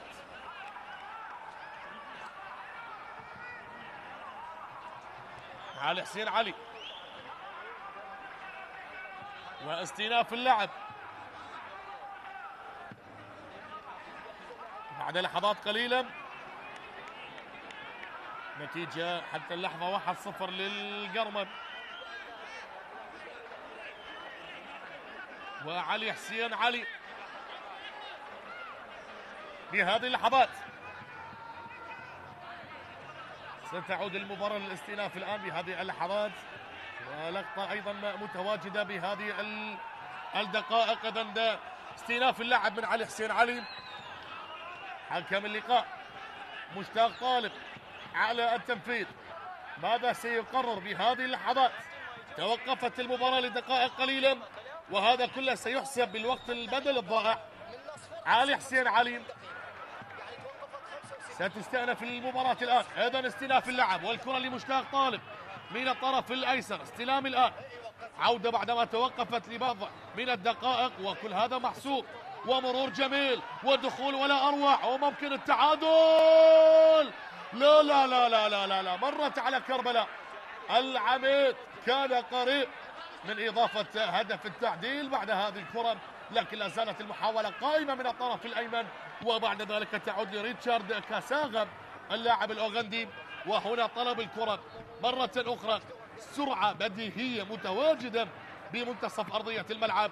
هذا هو البديل، هذا هو حسين طالب، لكن الكرة إلى خارج الملعب. نوعا ما هنالك بعض من التركيز تواجد بهذه اللحظات، تركيز حضر بهذه المباراة. جيفرسون باهية رقص السامبا البرازيلي والمرور الجميل. غادرت حكم الراية قريب، والكرة غادرت إلى خارج الملعب. الانتظار الآن، هذا هو محمد سعد والكرة تنفذ الآن. دقيقة 66 بعدما عدنا لاستئناف اللعب، وهذه كرة عالية. كربلاء بهذه اللحظات أخطر، كربلاء أقرب، ولكن الصافرة تواجد. نعم مخالفة بالنسبة لكربلاء. هذه هي المخالفة القريبة نوعا ما عن طريق أو لمصلحة اللاعب مشتاق طالب اللي شارك كبديل، اللي سبقه اللعب للقوة الجوية. مشتاق طالب إذن من سينفذ هذه الكرة؟ وهل هنالك أمل بإضافة هدف التعادل من خلال هذه المخالفة؟ ليث ساجد، والتوجيهات حارس المرمى يوجه الحائط البشري، وبانتظار صافرة علي حسين علي. هي الآن لمصلحة كربلاء، مخالفة للعميد الكربلائي، والأمور أصبحت أصعب بمرور الدقائق. حسين طالب من سينفذ هذه الكرة؟ أو المتخصص عبد الله حسون، هداف الفريق، صاحب التسديدات القوية من كل المسافات، بانتظار استئناف اللعب وتنفيذ المخالفة بهذه اللحظات. مع الدعوات عبد الله حسون، مع الدعوات يريد هدف من هذه المسافة. عبد الله حسون وصافرة علي حسين علي. عبد الله حسون والتركيز العالي. عبد الله أو حسين طالب على التنفيذ، مرت بصورة غريبة وكانت قريبة. هذه التسديدة مرت على عبد الله حسون، وبذلك الكرة تمر إلى خارج الملعب. حاولت تعتبر جيدة.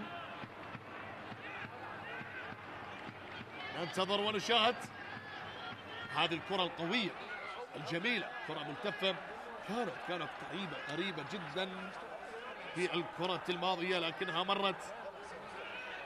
لنشاهد الآن الدقائق المتبقية، هل فيها المفاجآت؟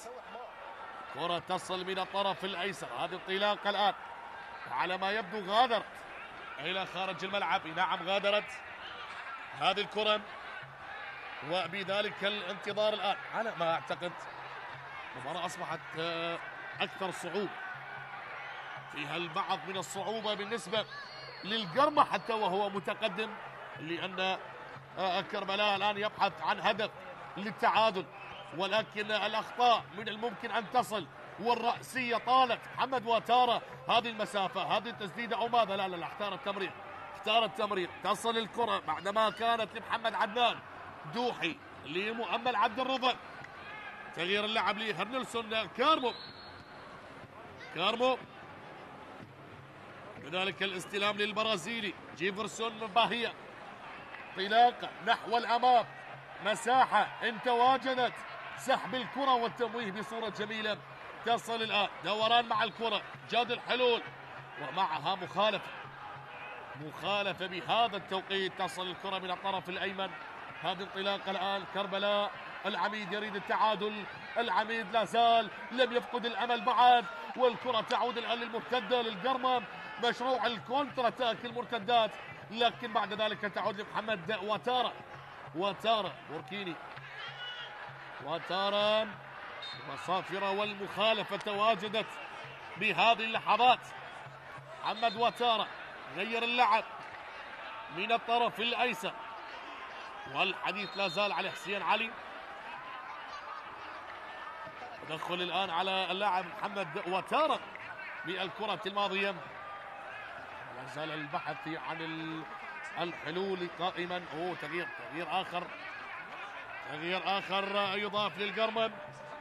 منتظر عبد الأمير يغادر ويشارك عبد الله ستار. منتظر عبد الأمير يترك مكانه. هذه كرة سهلة لحارس المرمى ليث ساجد بهذه اللحظات. ليث على التنفيذ. نشاهد الآن التغييرات والإضافات في آخر 20 دقيقة متبقية من عمر اللقاء على مستوى الوقت الأصلي نتكلم. وها هنا الكرة تصل سريع بهذه اللحظات، يستلمها الآن مشتاق طالب، تغيير اللاعب من الطرف الأيمن، انطلاقة، تمريرة، الحلول والمساحات بالكعب، لكن مستخلص الكرة، عملية قطع الكرة للقرمة. هذا ما يميزهم بهذه المباراة، استرجاع الكرة بصورة سريعة. لا زالت الكرة الآن عالية مرة أخرى، هذا ما نتكلم عنه، استرجاع الكرات، لكن السرعة لا لا لا, لا. مرت هذه الكرة وتعود مرة أخرى، ومهارة فردية وتحضير، لكن الكرة طالت واستخلصت بالكرة الماضية. تدخل ومخالفة على السوري علاء الدين الدالي، ومعها بطاقة صفراء تواجدت على صاحب الهدف الوحيد بهذه المباراة. شوفوا بالإعادة جرمة والتغييرات. ها هنا الكرة من الطرف الأيسر بهذه اللحظات.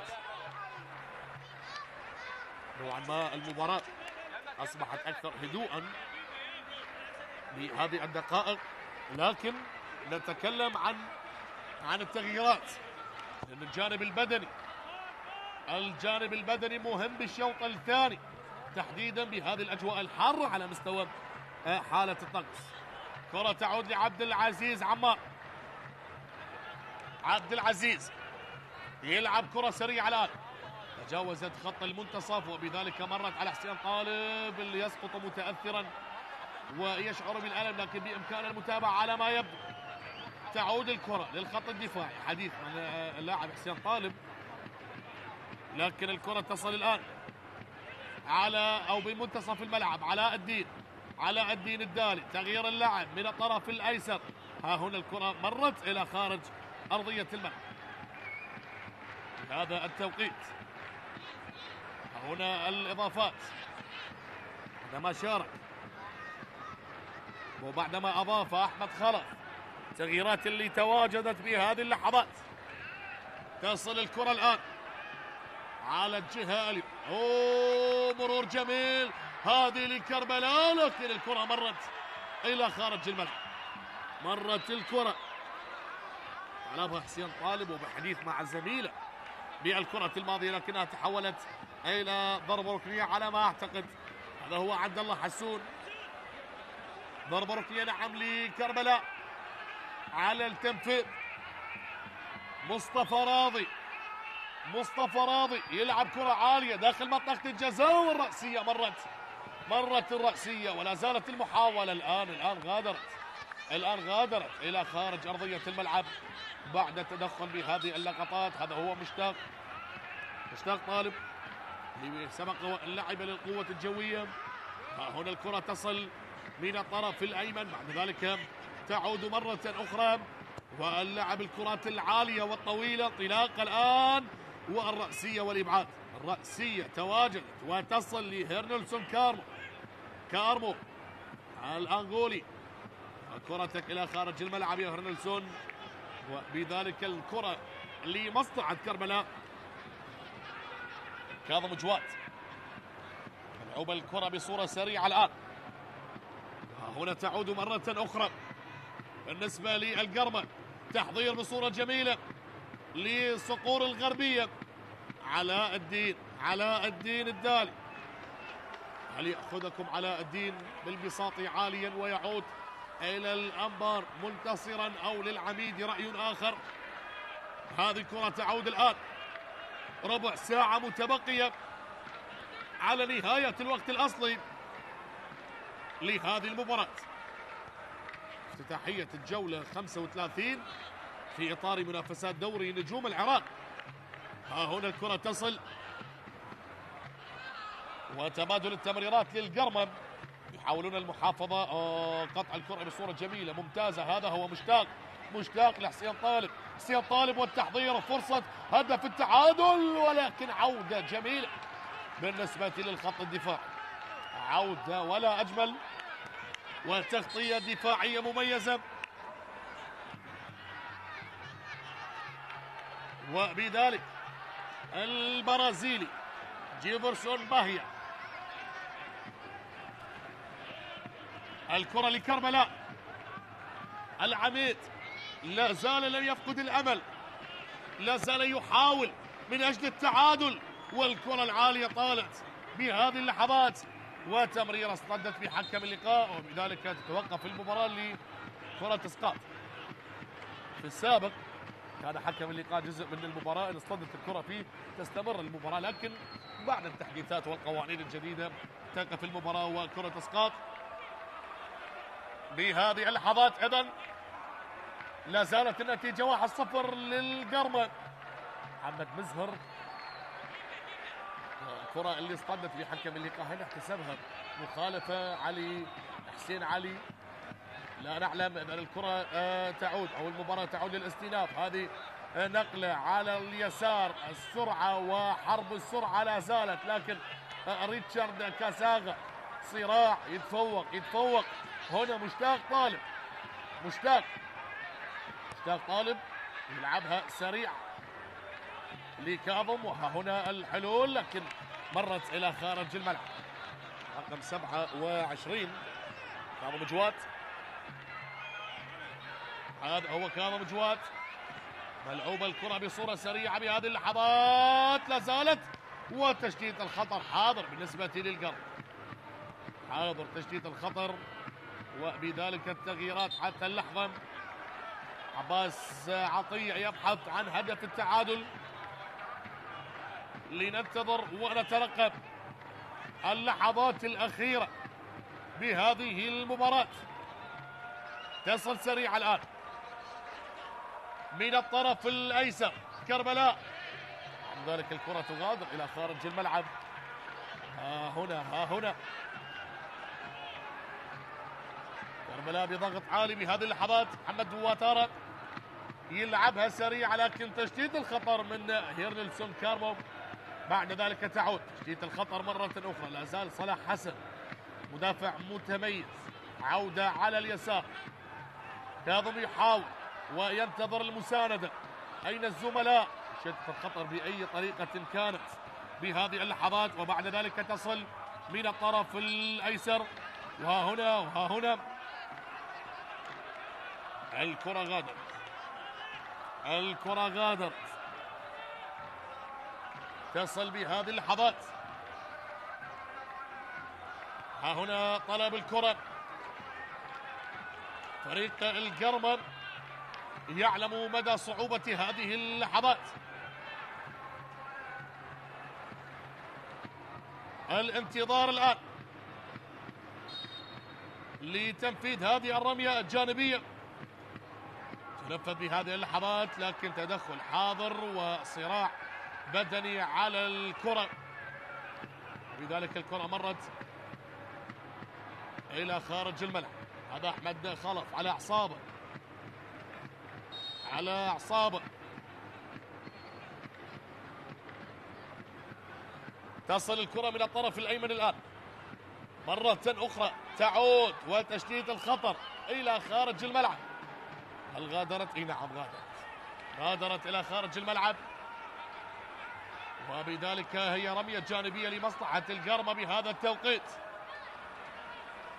هي للقرمة للبرتقالي لنشاهد أنا وإياكم بهذه اللحظات. تعود مرة أخرى بالكعب، لكن بعيدة إلى خارج الملعب.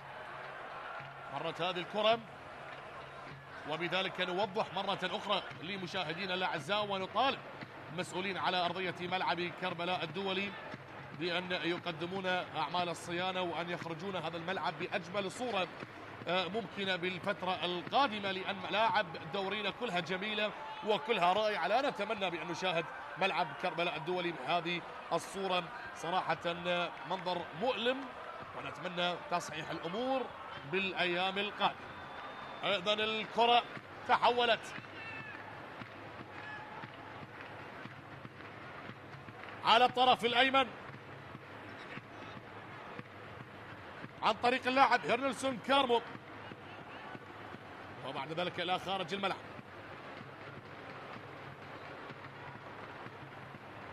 بعد ذلك للحارس عبد العزيز عمار. 1-0 والمتبقي 9 دقائق على نهاية الوقت الأصلي، وبذلك الرأسية تصل من الطرف الأيسر مرة أخرى. كرات تمر، كرات تصل من اليسار ومن اليمين، ولا زال العميد يبحث يبحث يبحث، والكرة اصطدت. بذلك الصراع لا زال قائما، والكرة إلى خارج الملعب. كرة مرت إلى خارج الملعب بهذه اللحظات. تنفذ لريتشارد كاساغا بمنتصف الملعب بهذه اللحظات، وبذلك تتحول الكرة إلى الطرف الأيمن. صراع بدني لا زال، لكن الآن استنزاف الطاقات وفقدان بعض من اللياقة البدنية، لكن العميد والكرة لم تمر. خط الدفاعي لا زال لا زال لا زال. هنا سباق السرعة. الله، عبد العزيز عمار، عبد العزيز حارس المرمى يتقمص دور المدافعين بالكرة الماضية. وهنا الحارس الآخر ليث ساجد، والتدخل من اللاعب حسين طالب. اهداء اهداء اهداء يا حسين طالب.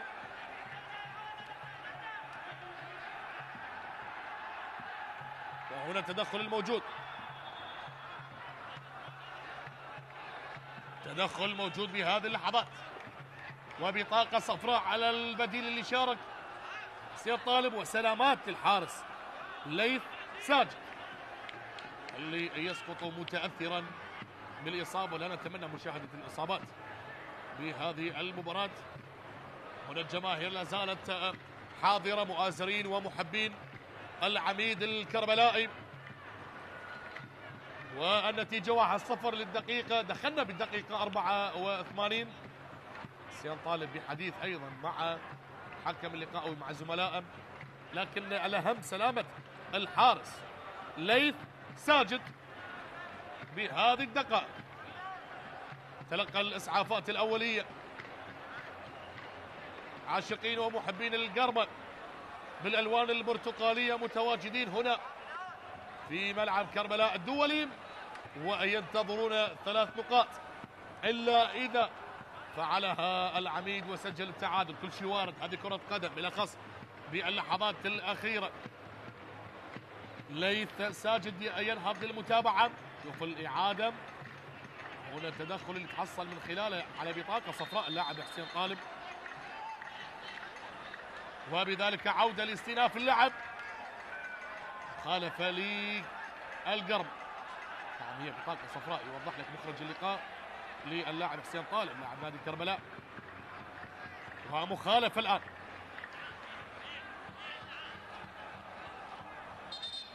عباس قاسم يشارك مع القرمة. تغييرات تضاف مرة أخرى من المدرب أحمد خلف. عباس قاسم اللي سبق واللعب للزوراء وزاخم يشارك بالدقيقة 84. هذه كرة سريعة بهذا التوقيت تصل من الطرف الأيسر، بعد ذلك تعود للحارس عبد العزيز عمار، وتشتيت الخطر بصورة نوعا ما سهلة نتكلم عن الأمور المبسطة بالخطوط الدفاعية. اي نعم، سجل القرمة من ركلة جزاء، لكن المدافعين بالنسبة للفريقين يقدمون أداء جيدا نوعا ما. والكرة تصل من الطرف الأيمن، استلام الآن تصل من الطرف الأيسر. تغييرات بعدما غادر محمد مزهر وعلى الدين دالي شارك عباس قاسم ويوسف أومارو هداف القرمة برصيد 9 أهداف يشارك باللحظات الأخيرة. 9 أهداف هذا الموسم، رغم أنه لاعب وسط ميدان. آخرها كان هاتريك سجل على القاسم، ثلاثية كانت نظيفة. القرمة والقاسم، يوسف أومارو يشارك وعباس قاسم كذلك. عباس قاسم اللي يمتلك برصيده هدف واحد هذا الموسم في مرمى الشرطة. هذه كرة سريعة الآن، ليث ساجد يستطيع أن يمسك كرة، يريد أن يتحلى ببعض الثقة. حارس الشاب ليث ساجد ياخذ فرصته بعد إصابة الحارس الأساسي محمد حميد. هذه الكرة الآن تصل الآن سهلا لعبد العزيز عمار، تصل من الطرف الأيمن الآن. آخر لحظات اللقاء، آخر ثوانيها ودقائقها ما بين كربلاء والقرمة في افتتاحية الجولة 35 في إطار منافسات دوري نجوم العراق موسم 2024-2025. تصل الكرة الآن بهذه اللحظات سريعة، لكن الأقرب الخط الدفاع كاظم على اليسار، تسليم واستلام وبعد ذلك نقلة جميلة. مشتاق طالب من الطرف الأيسر والاستلام الآن، الاستلام الآن، عملية قطع الكرة بهذه اللحظات وبذلك تغيير اللعب. تصل بالمنتصف هيرنلسون كارمو، حصل على المخالفة هيرنلسون، هذا اللي أمامك بالصورة اللاعب الأنغولي هيرنلسون كارمو لاعب القرمة اللي يسقط أرضا متأثرا بهذه اللحظات. ايضا تعود الكرة لحارس كربلاء عبد العزيز عمار. عبد العزيز عمار عالي الكرة تصل من الطرف الأيمن، يوجد لاعب مستلقي على أرضية الملعب. سلامات دوحي يخرجها للأطمئنان على سلامة زميله. بالسلامة يا هيرنلسون كارمو. هل بإمكان المتابعة؟ خلينا نشوفها بالإعادة. هل بإمكان المتابعة أو يغادر هيرنلسون كارمو؟ بهذه النتيجة إذا انتهت بتقدم أو بانتصار القرمة سيصبح برصيد 52 نقطة، وكربلاء لا زال بالمركز 19 برصيد 22 نقطة. توقف المباراة للأطمئنان على سلامة اللاعب، لكن على ما يبدو سيغادر هيرنلسون كارمو. هنا الأنظار، هنا التفكير. كرة القدم والعشق والمؤازرة والوفاء. واستئناف اللعب الآن، تصل الكرة من الطرف الأيمن. أبناء الغربية أبناء الأنبار يحلون ضيفا هنا أو هناك في كربلاء المقدسة، وحال لسانهم يقولون يا ضيفنا لو زرتنا لو وجدتنا نحن ضيوف وأنت رب المنزل. هكذا هي الضيافة الكربلائية الجميلة. وها هنا الاستخلاص على مرتين وبعد ذلك متابعة معها صافرة من علي حسين علي. مخالفة لكربلاء. دخلنا بالدقيقة الأخيرة، وكم دقيقة سيقدمها الطاقم التحكيمي لنهاية هذه المباراة. مخالفة للعميد، الكرة عالية والرأسية طالت، وبعد ذلك تشتيت الخطر بهذه اللحظات. عبد العزيز يلعب كرة سريعة، لم تمر، تعود مرة أخرى على اليسار. الجهة اليسرى نوعا ما فقدت فاعليتها بعد الدقيقة 65 بالنسبة للقرمة، بدأوا يعتمدون بمنتصف الملعب. أيضا الوقت الأصلي انتهى يا من تشاهدوا معنا عبر قنوات شبكة الإعلام العراقي، والوقت البدل الضائع 4 دقائق بتقدير الطاقم التحكيمي، 4 دقائق على النهاية، والقرمة متقدم بهدف نظيف حتى اللحظة. وهل هنالك مفاجأة بآخر اللحظات؟ راية وصافرة ومخالفة لمصلحة العميد الكربلاء. يجب على جماهير العميد أن تبقى مؤازرة حتى في هذه اللحظات الصعبة. هنا يعرفوا معنى الوفاء، هنا تعرف من يعشق هذا النادي. حتى وأن مروا بأصعب الظروف يجب أن يكون جماهيرهم مؤازرين وأوفياء لهذا الشعار. وها هنا الانطلاق، الله الله الله، جاي الثاني، جاي الثاني، جاي الثاني، جاي جول. أيابش حياكم، أيابش حياكم. بلهجة الغربية يسجل القرمة ثاني الأهداف. صقور الغربية يحلقون في سماء كربلاء من الرمادي إلى الفرات الأوسط، والبديل الناجح يسجل ثاني الأهداف. أي مرور وأي نقلة وأي تسديدة وأي هدف ثاني أنهى الأمور، أي هدف ثاني أنهى الأمور. قرماوي يسجل ثاني الأهداف. الله الله الله الله الله الله. القرمة الضيف الجديد يظهر بأجمل صورة بهذا الموسم. نعم البديل الناجح محمد عدنان، دوحي هو من بدأها، هو من مر، هو من عدى، هو من تلاعب، هو من خلق المساحة، هو من صوب، هو من سجل. دوحي يا دوحي يا دوحي، الله عليك الله عليك الله عليك الله عليك يا دوحي. شوف التمويه الجميل، هو يعرف طريق المرمى، هو يعرف طريق المرمى، وبذلك هدف ثاني في هذه اللحظات. هدفين مقابل لا شيء، وكربلاء في يوم وفي مباراة للنسيان. أيضا كربلاء تلقى الهدف الثاني بآخر لحظات اللقاء، رغم أن من الدقيقة 63 حتى الدقيقة 80 كان هنالك ضغط عالي من العميد وأراد العودة كربلاء بأي طريقة، لكن الأمور كانت صعبة، وبذلك هدف ثاني للقرم. هدفين مقابل لا شيء. خلينا نقدم كل الشكر والتقدير لكلا الفريقين اللي قدموا هذه المباراة الجميلة، لكن لا زال هنالك المزيد إلا إذا وصل الهدف الثالث أو ماذا. عبد العزيز يتصدى ويحرم القرمة من هدف ثالث. تصل الآن على اليسار كربلاء اللي لا زالوا هؤلاء الشباب الموهوبين يحاولون بكل الطرق أن يقدمون أفضل ما لديهم، لكن يعتبر موسم صعب على كربلاء. لكن يجب أن يبقى جماهيره وفيا للشعار، يجب أن يؤازرون إلى آخر الجولات، إلى آخر لحظات هذا الموسم. وبذلك القرمة الآن في موقف جميل، المركز الثامن برصيد 52 نقطة بعد هذا الانتصار، ومعها صافرة النهاية.